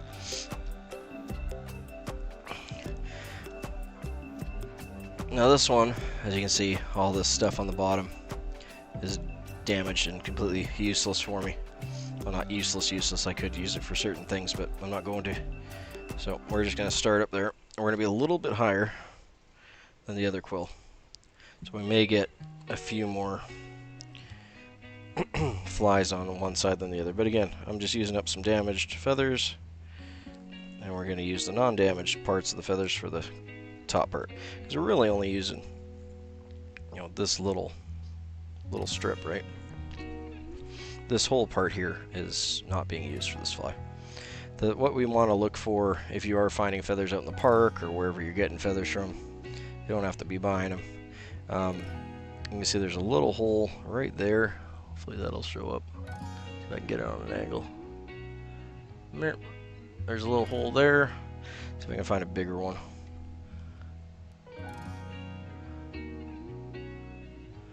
They don't want to show up on the camera. Okay. I'm going to try and get it lined up with the head of the fly. Right there. Right there, you see a little light spot? Those kind of things you got to watch out for, because the fibers in the feather are actually damaged there, and you'll have to just cut that piece out and just toss it, because it'll come apart when you try to tie it in. So that's basically what you're looking for. You're also going to look for damage. Like you can see those little light speckles on the bottom there where the color is slightly different. That's a different type of damage, but that's going to be much weaker there. So when you go to tie that in, it'll probably fail on you. So, not ideal. You can see that all those little specks, and that's just because it's from a living animal, right? This animal preened itself, it pecked at itself, it ran into things, it probably crashed a few times. At some point it died too, or maybe. Obviously this feather's pretty old. The bird didn't live that long. But a lot of these feathers I collect are shed feathers.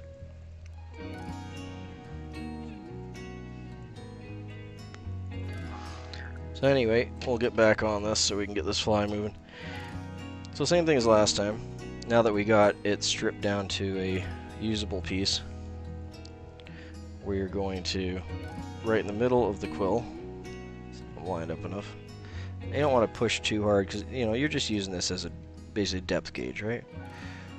You're going to make the little hole, slide forward a bit, all the way back to the stem or the rachis, and all the way forward again.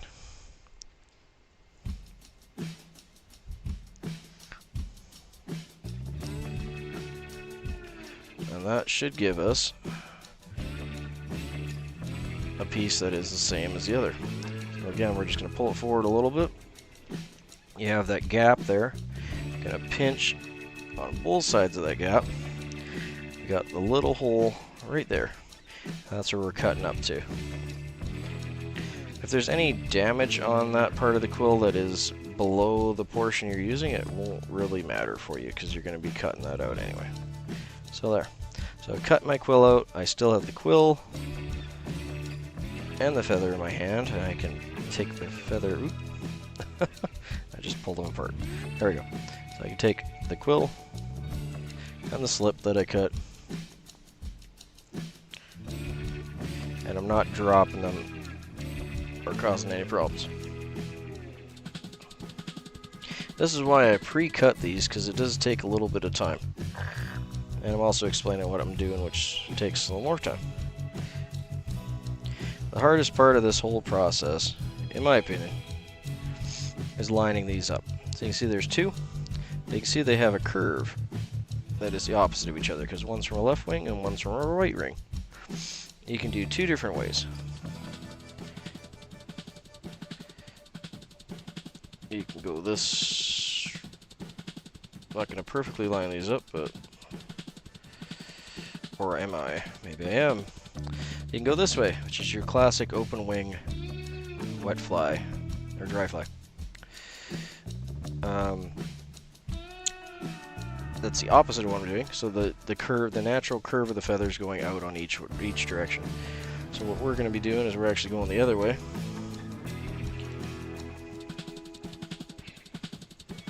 And we're putting it together as a closed wing.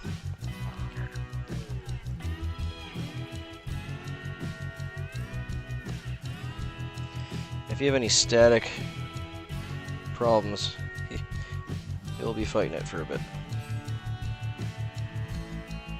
There we go. Close enough. There we go. You can see those are lined up pretty dang close. Those are pretty good, hey? Well, that's what we're going to be doing. We're going tip down because we're going to be standing it up. That's the other thing, is you can go like this way for like a wet fly. You can go this way along the back for a different type of wet fly. I prefer that myself. I just think it looks nicer, and it doesn't hold together as well when you're casting, but I think it looks good like that if you're going backwards for a wet fly.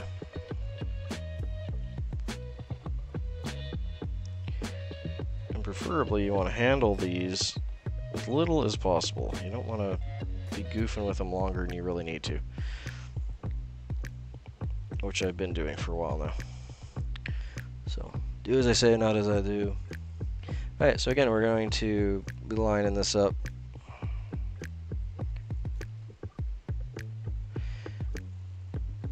Just straighten my hook here a bit. I want to line this up so the area that I have here, from here to the end of the hook, I want to double that going forward. So I have a bobbin and a bit. Here I have a bobbin and a bit, and another bobbin and another bit. So that's about where we want it. And after you do hundreds of these, you'll just eyeball it and just go with it. But yeah, feel free if you got something on your desk, again, tweezers or anything that you can use to measure it out, or just use parts of the hook like a lot of fly tyers do, because it's handy and you have it right there, and that way when you change hook size, your size that you're using changes too. So okay, sorry, I did that part without actually explaining what I'm doing. But what we're going to do is we're going to wrap up, and my thumb is holding my thread right now. So my thread's going up, it's being held by my thumb. There's a little loop on the top here which you can't see, which is behind this finger, and then it comes back down, and now this finger is pinching that. So this is actually, you know, just being held there. The loop on the top is loose, so it's called loose wrap, and it's going to come down and end up, it's going to line up, the most important part is that it's lining up the same spot that it took off at, so they're both back. You don't want to have it more this way, you don't want to have it more back. If you do, when you go to tighten it, it will twist and your wing will just go all over the place. Won't be happy. Won't be happy time. Okay, so now we're just going to pull straight down. We're going to trust in the process, and we're going to have moderate pressure holding these wings together because we want to compress and stack it. Okay.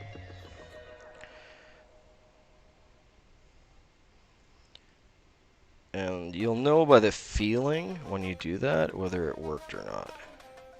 And that felt good. Do not let the tension off like I just did there. You want to keep the tension, bring it back up, do 2 or 3 wraps. If you let the tension off like I just did, it will curl a bit, which it did. So you can see there it curled, pointing down a bit. We can fix that, it's not a big deal. But that's what causes that.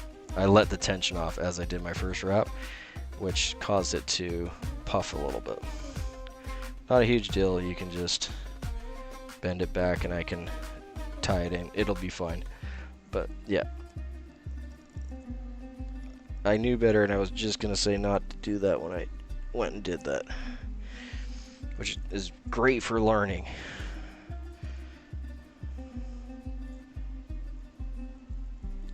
Okay, there we go. And we have a nice big chunk here as waste material, but I am going to keep this because these make excellent nymph caps for the thoraxes and stuff on nymphs. So I'm going to put those in my waste materials, and when I get to nymphs I'll pull them out and sort them for size and color and that sort of thing. I try not to waste any of my materials if I can help it, especially my natural materials,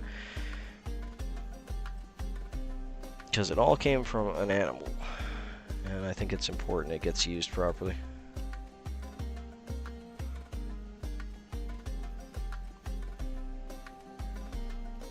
Yeah, actually, that's a really good analogy, Victoria, I've never really thought about it that way, but yeah, it is a lot like spoons. They're curved, just like spoons, except they're a little more flat, so like flatware spoons. But yeah, it's like you'd have they would cup each other. That's exactly right. It's a great way to think about it. Alright, so the back's tied in. We've got 2 or 3 wraps. Did 1 wrap on the back, just hold it in. Now I'm going to grab these, and I'm going to just gently preen them back, and I'm putting very gentle pressure on them. They're not super strong. You don't need to rip on them or anything. I'm going to tie that in behind there, and I'm just going to thread up a little step, basically, like a cone shape. And I'm going to get rid of the cone shape as I go forward, so the hackle can wrap nice, and then we're going to tie it off here. And as I was wrapping that in, I was putting a little tension back and towards myself just to compensate for that twist we had at the start. If I would have kept my thread tension on that first wrap, we would have been good there. But again, it's not terribly hard to fix it. I'm going to do 3 half hitches there as a save point. I always like to do save points before and after I do quills because they can be troublesome. Yeah, but what you're going for is a perfectly flat, straight, at least for this pattern I'm doing, quill, which that is. That's right smack on the top there. So I'm happy with that. Not the most pretty quill. Thanks for subscribing, William. Appreciate that. Yeah, not the most pretty quill in the world, is because I'm using, you know, some old, very beat up goose feathers. But it shows you don't need anything. Like, you know, these could have just came out of your neighborhood park, right? These didn't, but they could have. I have very, very beautiful quill wing feathers that I could be using, but the point is you don't need all that. You really don't.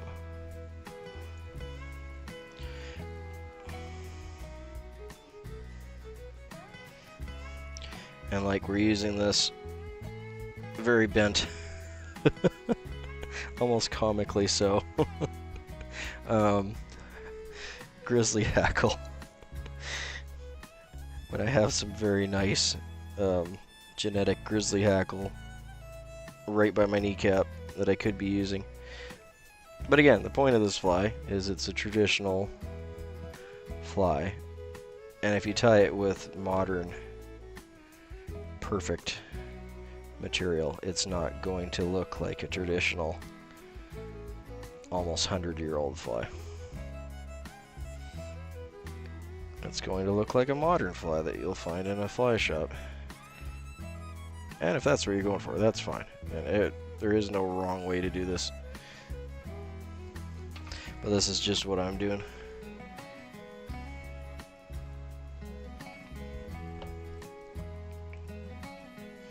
I'm going to tie this in with, there's a shiny side to your feather, and there's a dull side. The shiny side is generally on the outside, especially on most roosters. Because, you know, they like to look pretty for the girls. So we're going to tie it with the shiny side towards me, or towards you, if you're tying.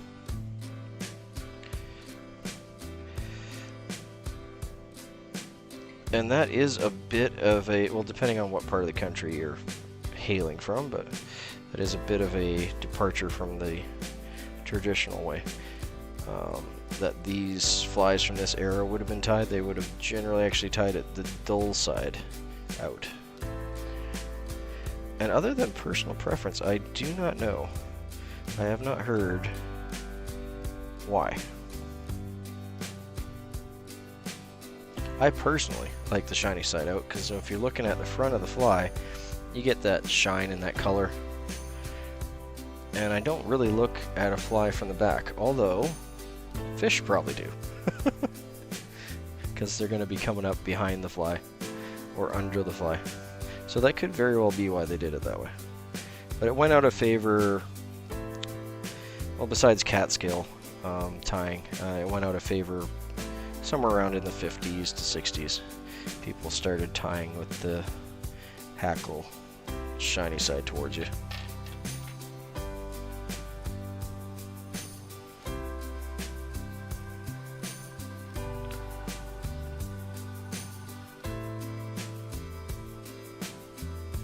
I like to bend. I know a lot of people don't do this, it's more of a me thing, but I do like to bend my hackle so it's roughly a 90-degree angle. You really don't have to. It just helps that first wrap, and it's just a habit for years of doing it. And when I grab it in the hackle pliers there, I'm grabbing both the fine tips and the rachis too. You want to make sure you get both. You'll have a little bit more sturdy. And when I'm wrapping, I'm not trying to wrap where I was before. I'm moving ahead a step each time, give or take. You can see how it's kicking around on me. That's exactly kind of what I was talking about with a bent hackle like that. I like to jump and move. That's all good. We got her. We're gonna get her done. Just like the other ones. That first wrap, I like to try and get as close as I can to the wings there. The next two, we're gonna move out a bit.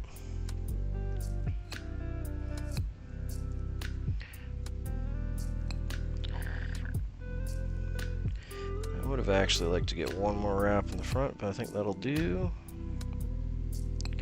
So again, we're going to take our thread, and our bobbin is just sitting at the bottom there. The rachis, or the end of our hackle, is on that side, and we're just going to come on the opposite side of it.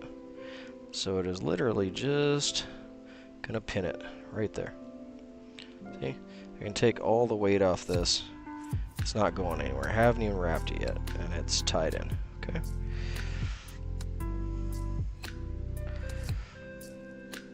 Then we're going to do 2 wraps of the head just to lock it in.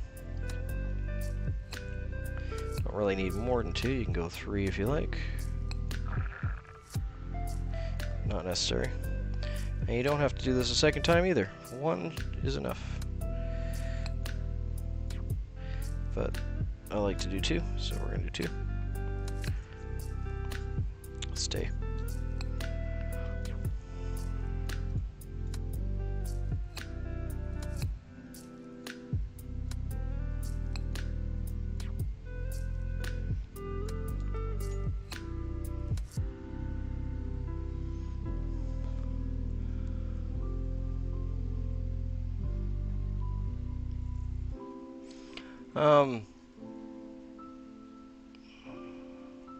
Sorry, just catching up on chat here, guys, before I cut this up.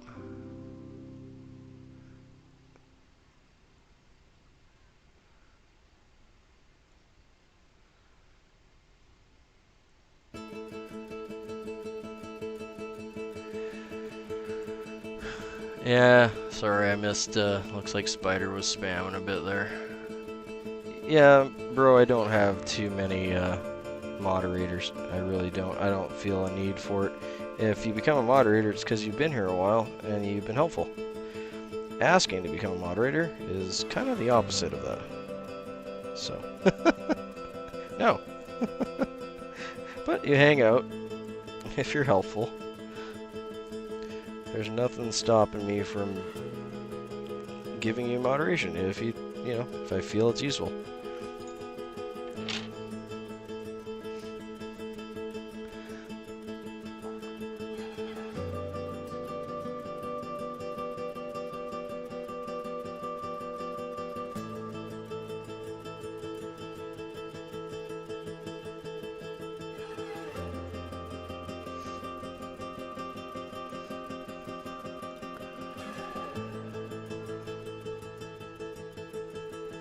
Okay, so we're just going to open our scissors up. Again, just a little bit. You don't need a whole lot.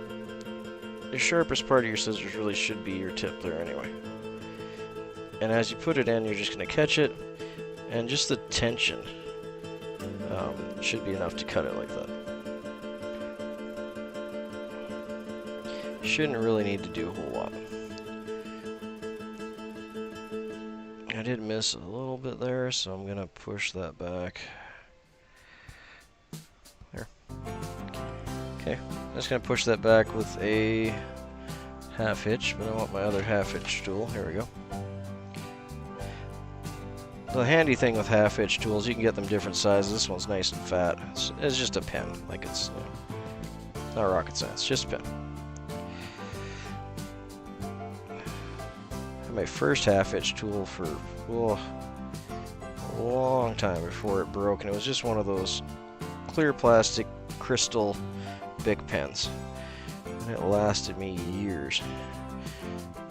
But it finally, eventually, as all plastic things do, cracked and kind of disintegrated, so it is no more. But the world has no shortage of Bic pens, so I can always get another. But I've slowly kind of moved to these metal pens. They're just a little more resilient. Also easier to clean off any glue or anything gets on them.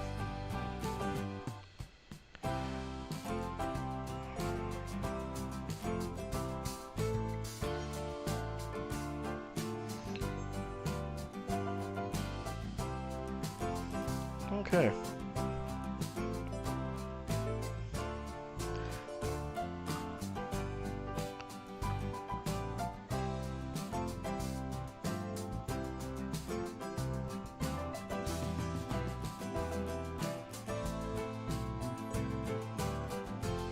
Now we're just gonna do whip finish.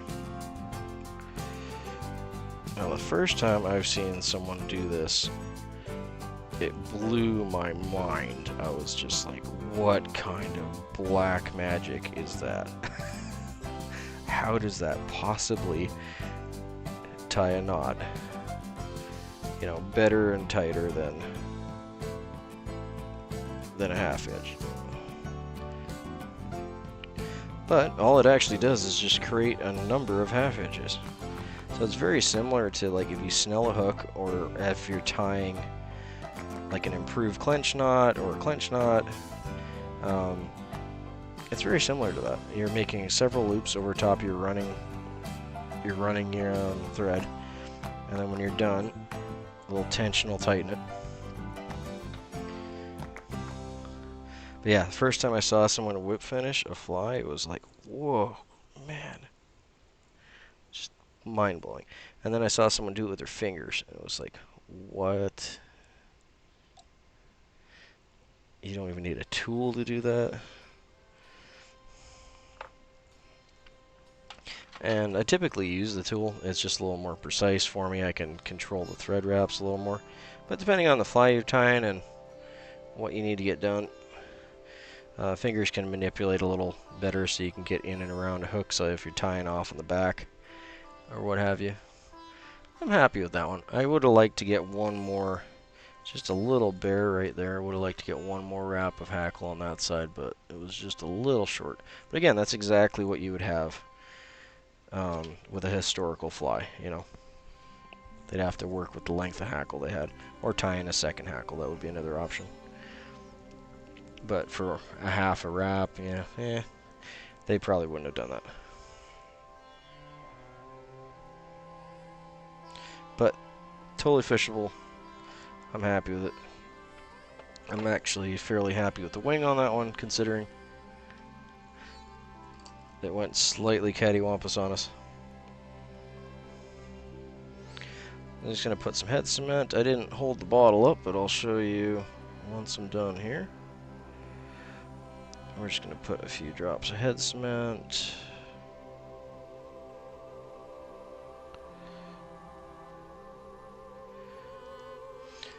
And that'll soak in to the threads and cure. So, just your basic head cement. It's a really thin, hopefully you can see that, really thin lacquer. Another one that's really good is just Sally Hansen's Hard as Nails. The difference with these two, well, this is obviously quite a bit thicker, almost twice thick. But the major difference between these two, this is what I would use on salmon flies, nymphs, anything with a broader head, because this will sit on top of the thread and seal it. It doesn't soak in nearly as well as that does. So this, for a dry fly, this will soak in. It's much lighter. It won't, if I do get a little bit on the hackle, it's not going to affect anything. But if all you got is nail polish, that'll work fine too.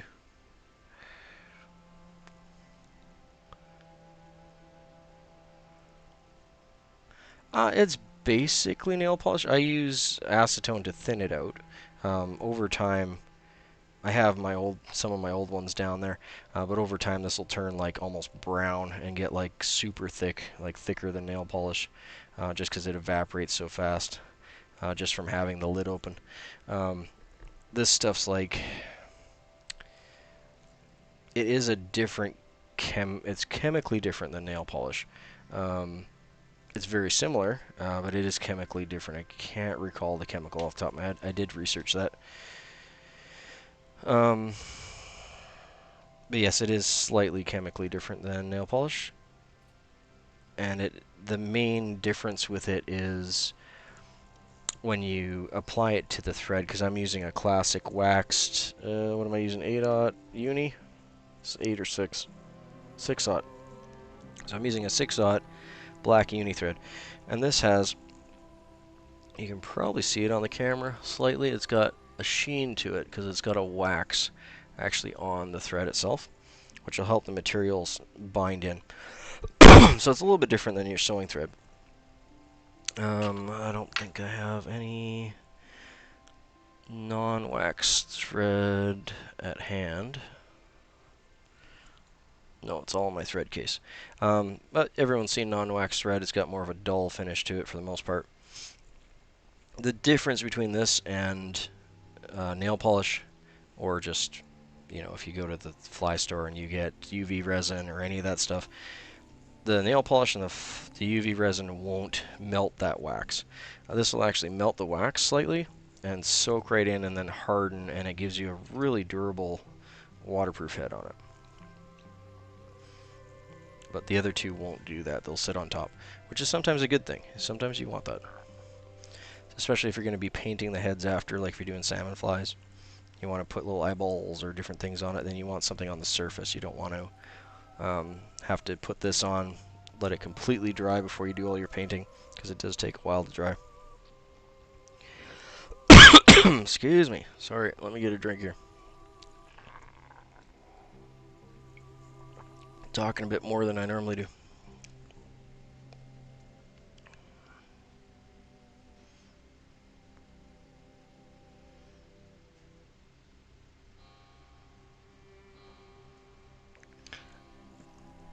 Alberto knot.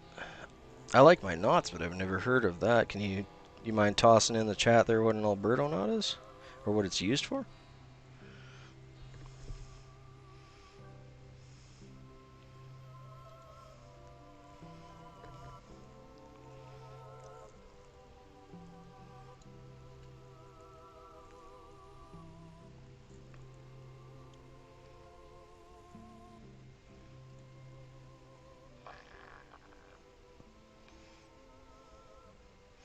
He's gonna go hang out with all his friends here.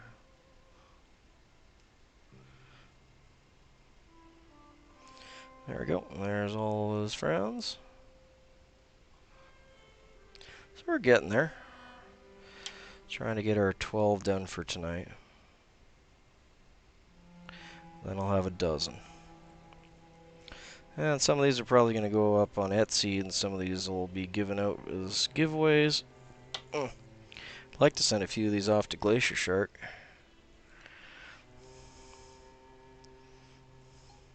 I have a feeling that color will be really good up north.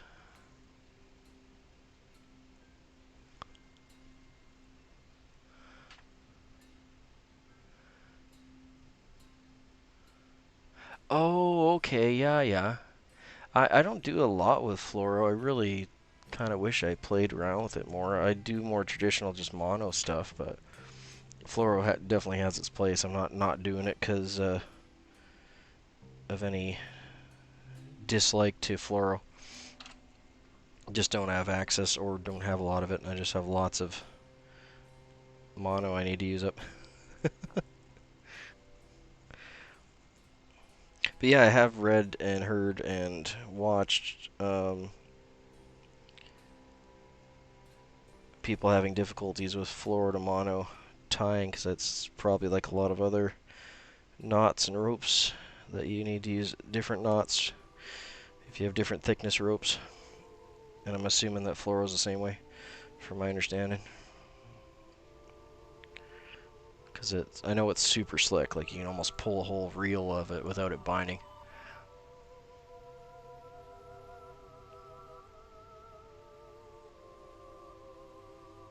Yeah, fluoro is expensive.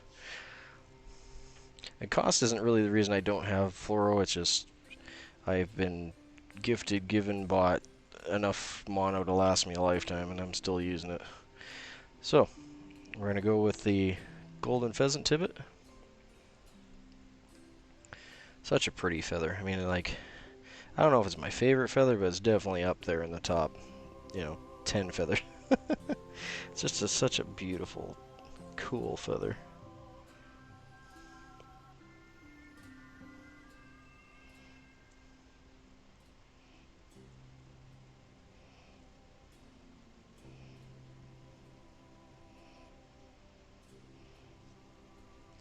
And I'm just going to remove a chunk there.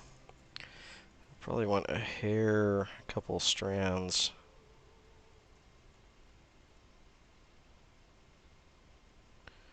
Wider than I did on the last one, but I think we're good. We're going over a little bit less than half. A little more than a quarter, so that looks good.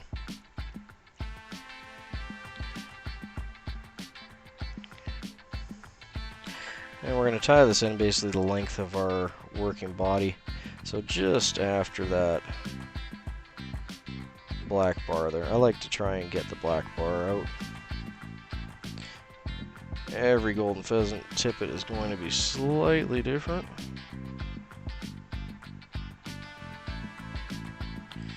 far as where those bars are positioned, this is a pretty standard set, so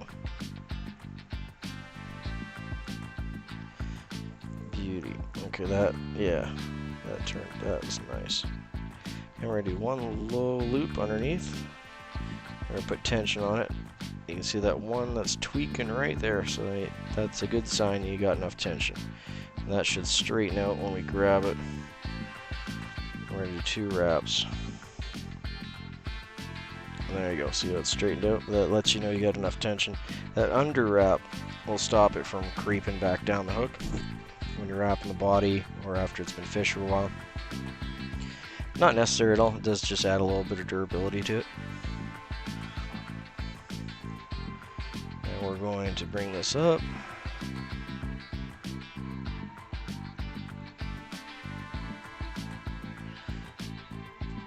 And that's just going to build the body a little bit. Not necessary on this fly because we're using wool. And we'll just cut off our waist end. The waist end is going to be fairly brittle, so you don't necessarily want to tie that up. If you can help it, just cut it out. Now for the tie-in point, we're going to go with,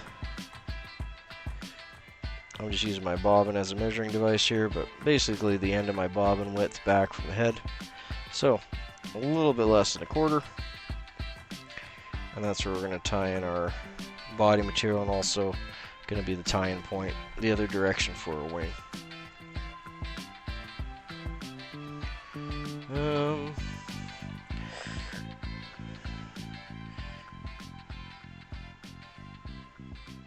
My wool is getting a little short on me, but I think we got enough on this piece to maybe get 2 more flies out of.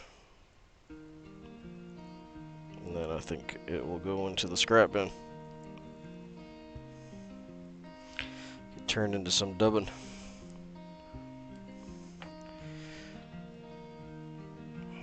This is a really cool hand spun wool I got locally here.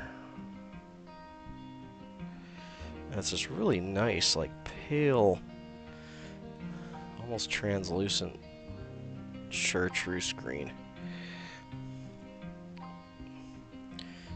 I quite like it.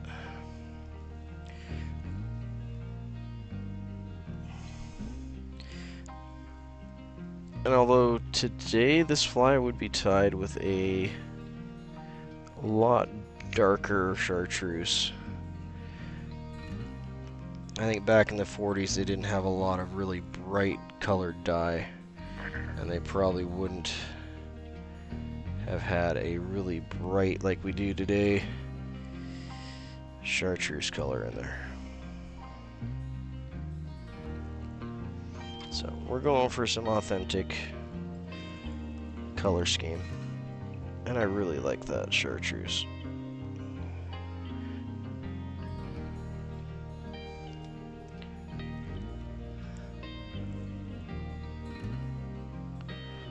Then we're just going to do a couple half hitches to tie that off.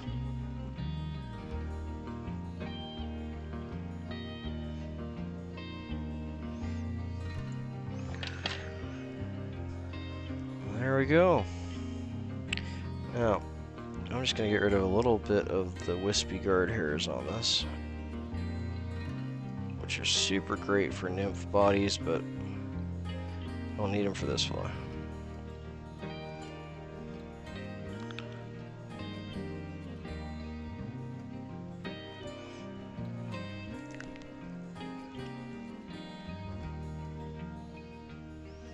There we go.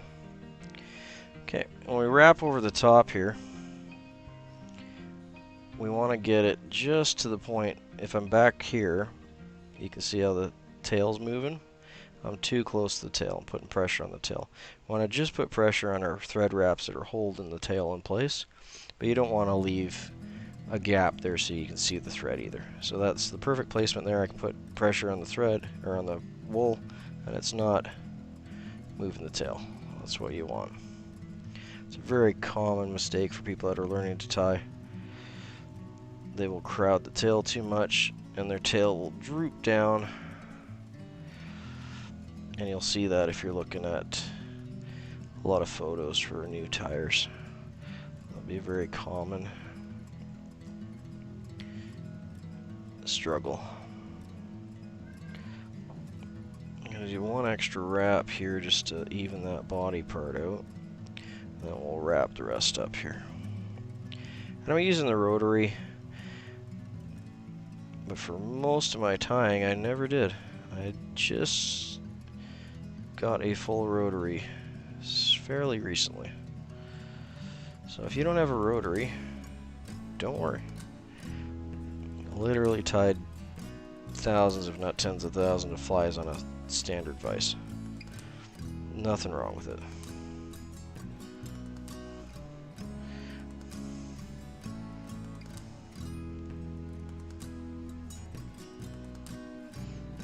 I do 2 wraps right before it, just to set the thread. I'm going to go behind it, and then 2 wraps again to set the thread again. It's already tied off. Since we're using a natural slippery fiber, I'm going to do that 2 more times. Not necessary. The first one was enough. But we're going to do it anyway. There you go. So I could actually get one more fly out of that, but it is so short. If anything kind of happened with it and it's starting to fray at the end. So if I ran into any problems, yeah. So again, I'm going to keep this for some dubbing.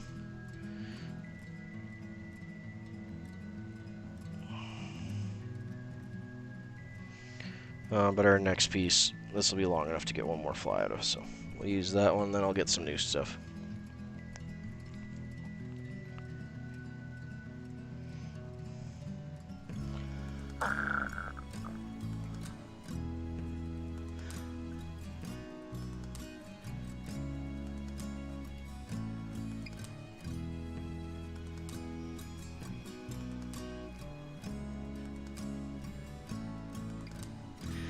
Yeah, sorry, I was just catching up on the chat there for a minute.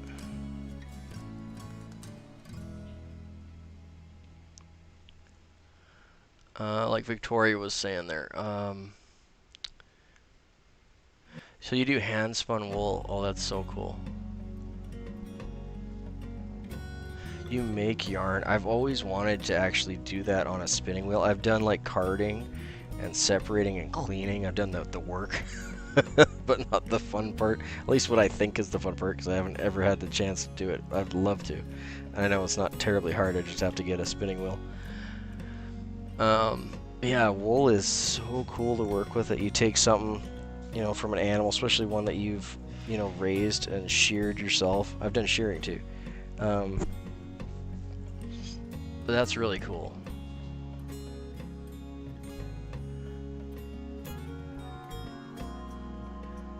Yeah, and it's a lot of work to wash and separate, and especially dyeing, like if you're doing the dyeing and that. You might be able to tell me, because this was wool I got. Hopefully it's showing up on the camera, but you can see these. They're like guard hairs. They're like a really almost stiff, and I know they didn't come from a sheep. But I got this locally from someone that spun it here. And I can't figure out what those guard hairs are. I'm thinking maybe goat, or like they're a little longer, could be dog, or like I'm not sure how you get that much kind of perfectly mixed in. The rest of it is definitely wool though. It doesn't burn or melt, it's not a synthetic. I'm just not sure how you would get that white kind of wispy guard hair mixed into it so well. I'm assuming maybe she had goats in the pen with her sheep. Is the only thing I can really think of that would make a lot of sense to me.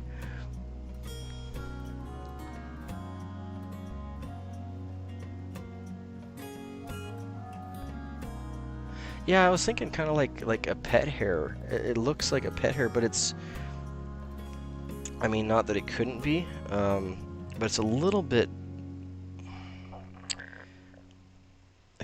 long, and it's a little bit dense. Like here's one, just by itself. And I've spent my fair time many years volunteering at the SPCA and cleaning up cat hair and dog hair, and it doesn't quite look like a cat or dog hair to me. Like, it's close, but like it's really kinky. It's not very straight, and it's a little bit thicker. But yeah, it's almost like she was cleaning her wool with after brushing her pet or something. I don't know. It's neat though. It works really well for me. I mean, hair's hair, and it works really well for like nymph bodies and stuff. So I'm happy for it. It's been a head scratcher for me. So let's get back to doing the quill wings here. Yeah, that's really cool, Victoria, that you do wool. It's always been something I'm not going to get into, but always something that I've had a lot of appreciation for other people doing.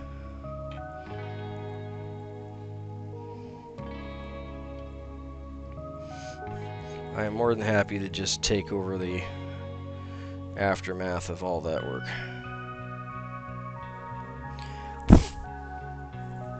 There's a little farm that does alpacas and llamas and stuff not too far from here too. That really cool little farm, and they dye their alpaca wool themselves and clean it and sort it and sell it. And I've always wanted to try some of their llama and alpaca fur.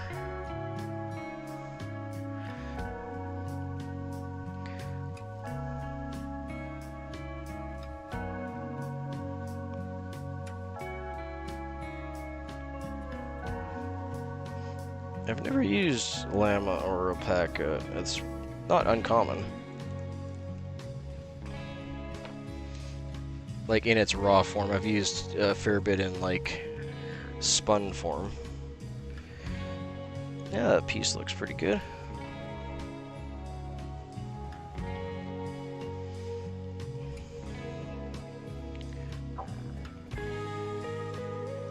But like one thing that I've always been really I guess fascinated, for lack of a better word, or that I've always thought was really cool about wool is lanolin. Like the oils that are in wool are so cool. Like they have so many uses,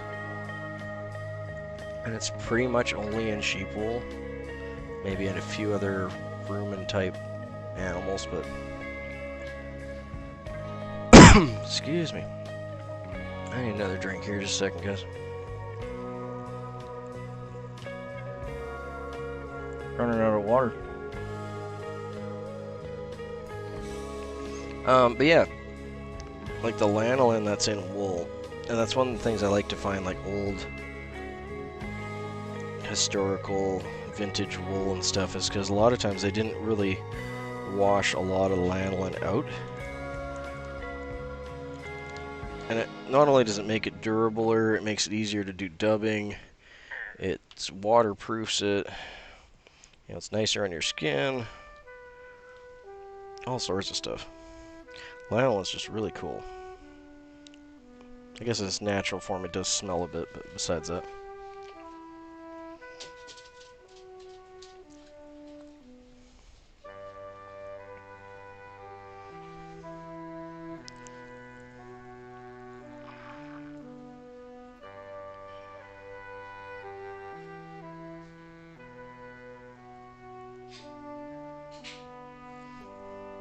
Yeah, and alpaca is normally expensive, but since they're just a little local farm, like not far from me, they really don't sell for a whole lot. So I've always kind of had my eye on that if I run into them.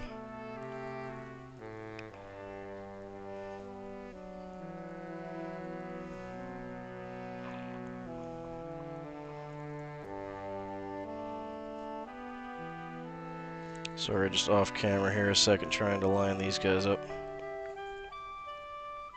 It's always a little bit of a battle. I haven't really found the only tricks I really have for this.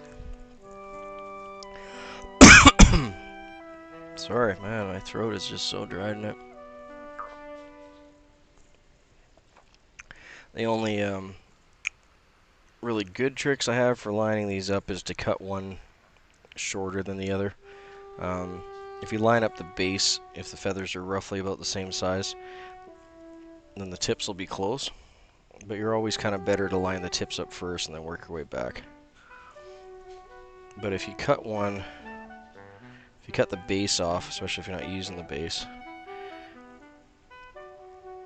it makes it a little easier to jumble them together.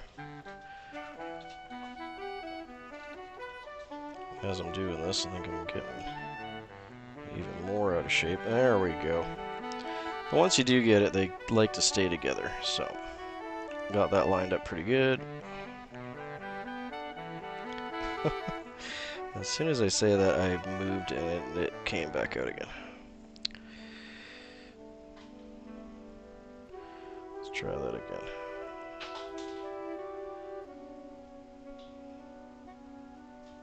It's a little easier when you're, like we were talking about before, if you're doing the wings the other direction, because then they're not rubbing against. Like these are, like Victoria said, like spoon-shaped, and the friction with them being twisted together. Stay. There we go. Okay.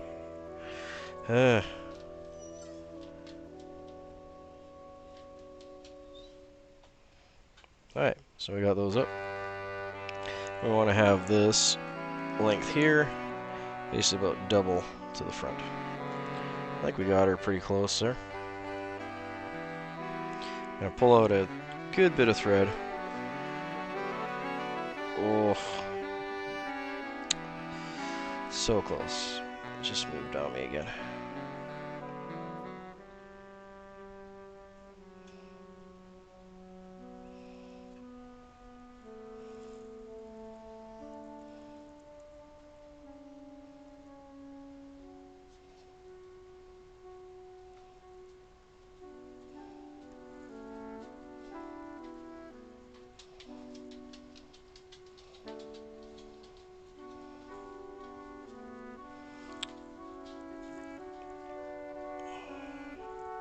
Sorry guys, this one's being fussy. Okay. I'm just gonna go with it, or we'll be here all night just playing with this, trying to get it right.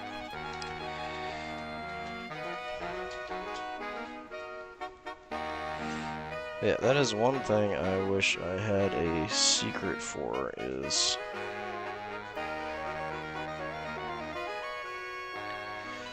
that's a little short. I'm gonna readjust that. That's better. That's one thing I wish I had a secret for, is lining these up and getting into the stakes, because it's always a slight pain. Every slip you cut is going to be different. Every feather you have is going to be different.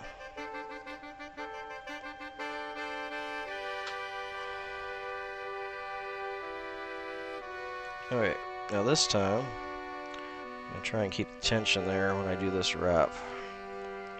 There you go. As you can see, it didn't move nearly as bad as the other. And they did move. They're not perfectly lined up, but we're going to go with it.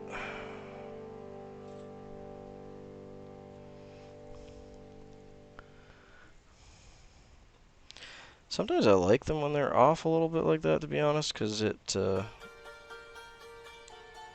makes them look more like wings, to be honest.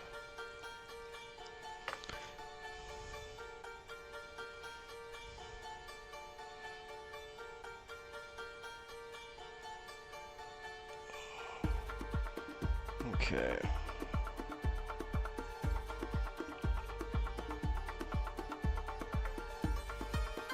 We're just going to preen those back a bit, and we're going to start wrapping right at the base there to create a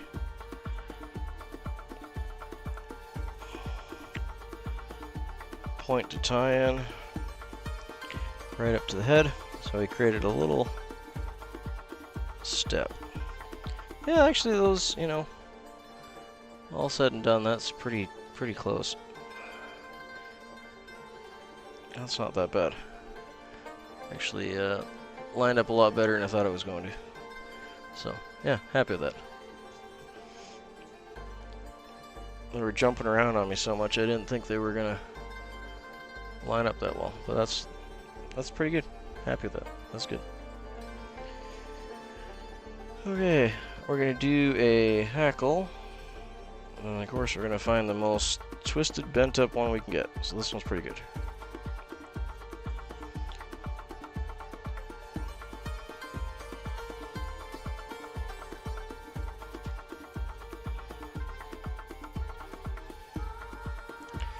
I'll leave a little bit more hackle on this time because we were just a hair short on that last one. Like half a wrap.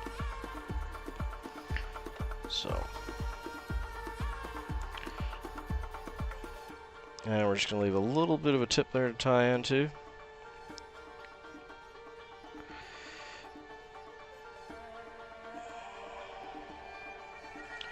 Catching once on that side, and I'm going to come back, grab it again, and then go back over, almost like a figure eight.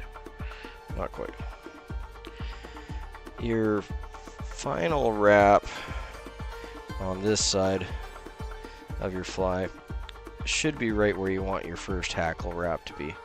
As you're trying to reach, then your hackle's gonna want to spin on you and twist, and it's gonna kind of drive you nuts. So make your last wrap right where you want that to be.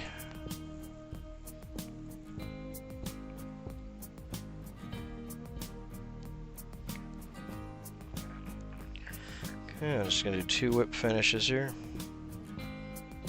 You can use the rotary for this part. I don't like to, just because I like to have my bobbin close to the tie-off point. And I'm going to bring my thread up about 2 or 3 thread lengths. So it's right there ready to tie off. I like to have my hackle kind of pre-bent, so it's about 90 degrees hook, just like that.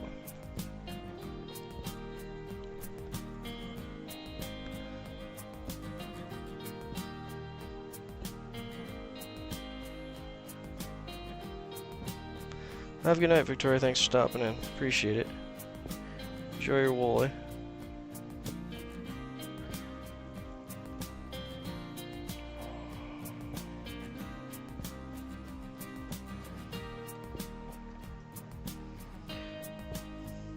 And we're going for 2 to 3 wraps on the back and 3 wraps in the front.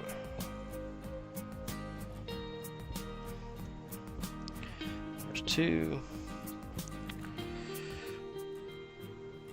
Get that last one right behind the quill wing.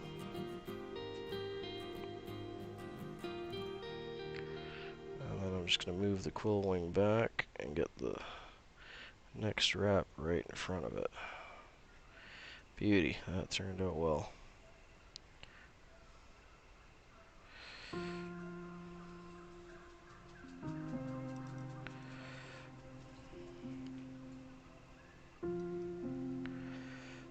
I'm just going to preen some of these forward here.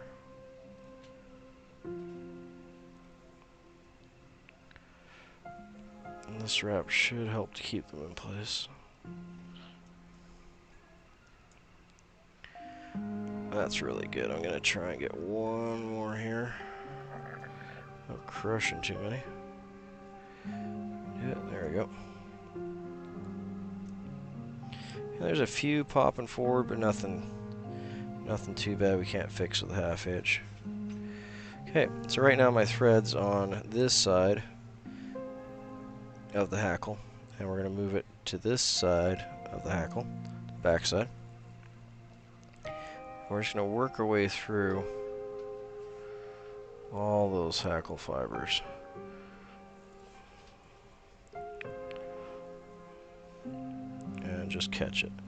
And right now, it's caught. So right now I can take all the pressure off the hackle, see? And it's not going anywhere. Okay. And we're going to do 2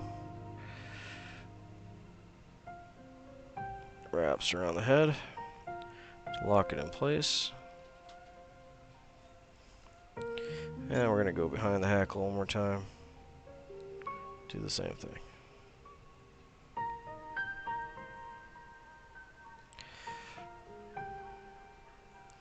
This is drawn a few more fibers forward than normal for me, but I'm not worried about it. We'll fix it up in a second here. Okay, that's completely tied off now. So what we're going to do is do a half hitch. You see there's 1 or 2 fibers like this one that's sticking out. I'm not sure if that's going to show up on the camera. I'll try to move my shirt so you can see. Yeah, there you go. See that one sticking right forward.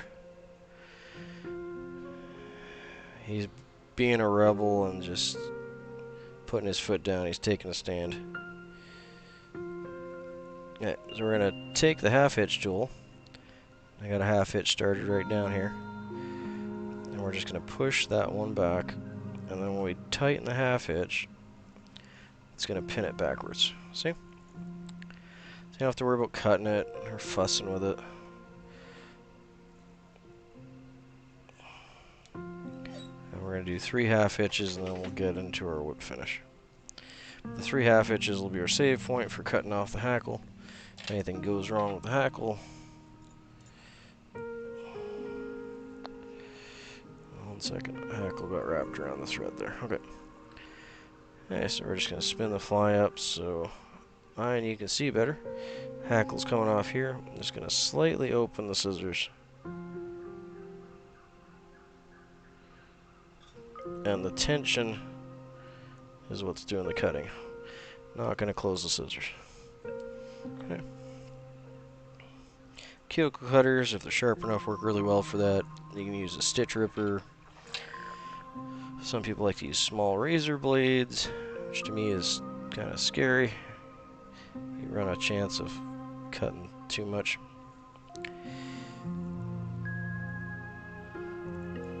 Yeah, happy with that. I think that turned out quite well.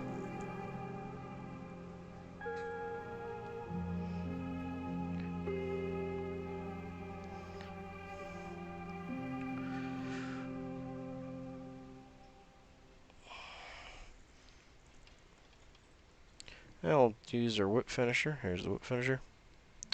We're going to use that, throw a whip finish on it.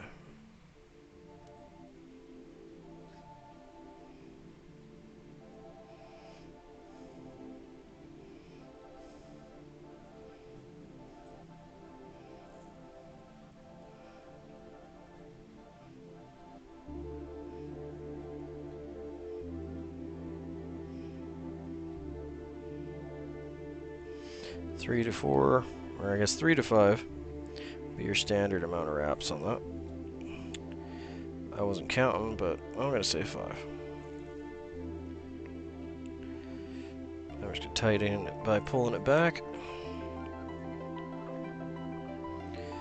Bring our thread up a bit. And we're basically going to be doing the same thing to cut the thread off.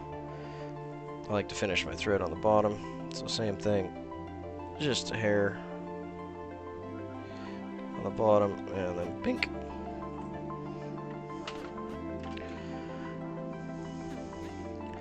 And that's a finished St. Joe's favorite.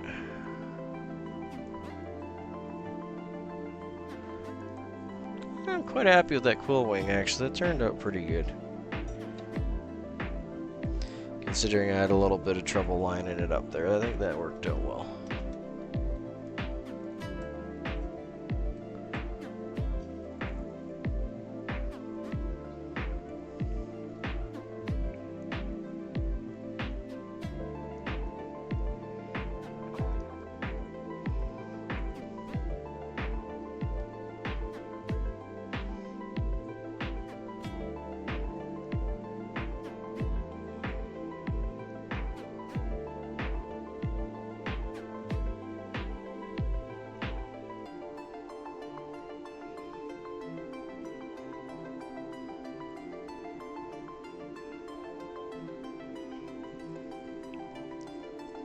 Just go for another little bit bigger dab on the top here. There we go, beauty. I'm happy with that. That one turned out quite well. I'm quite happy with that one. Pretty much smack on how I like it. Wing is just a little bit forward, like I like it just by the tip there. Tail's nice and straight, colorful, but spread out. Body's even. Straighten you out on the vise though, you're a little bit crooked. There we are. Okay, I'm just gonna rotate it for a bit while it's drying.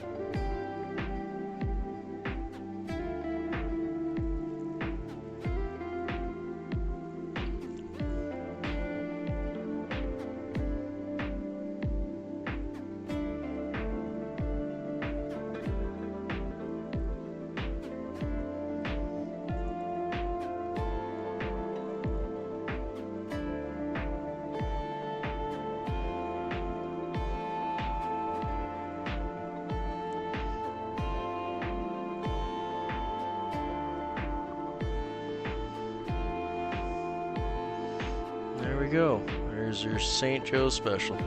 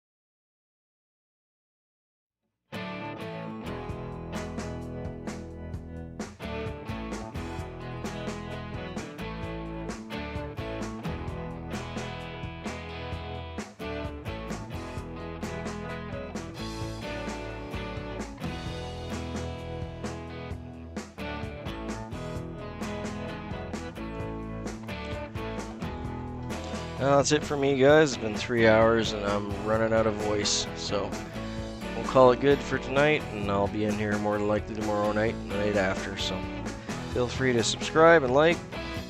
Catch the next stream. Thanks, guys. Appreciate it. Have a good night.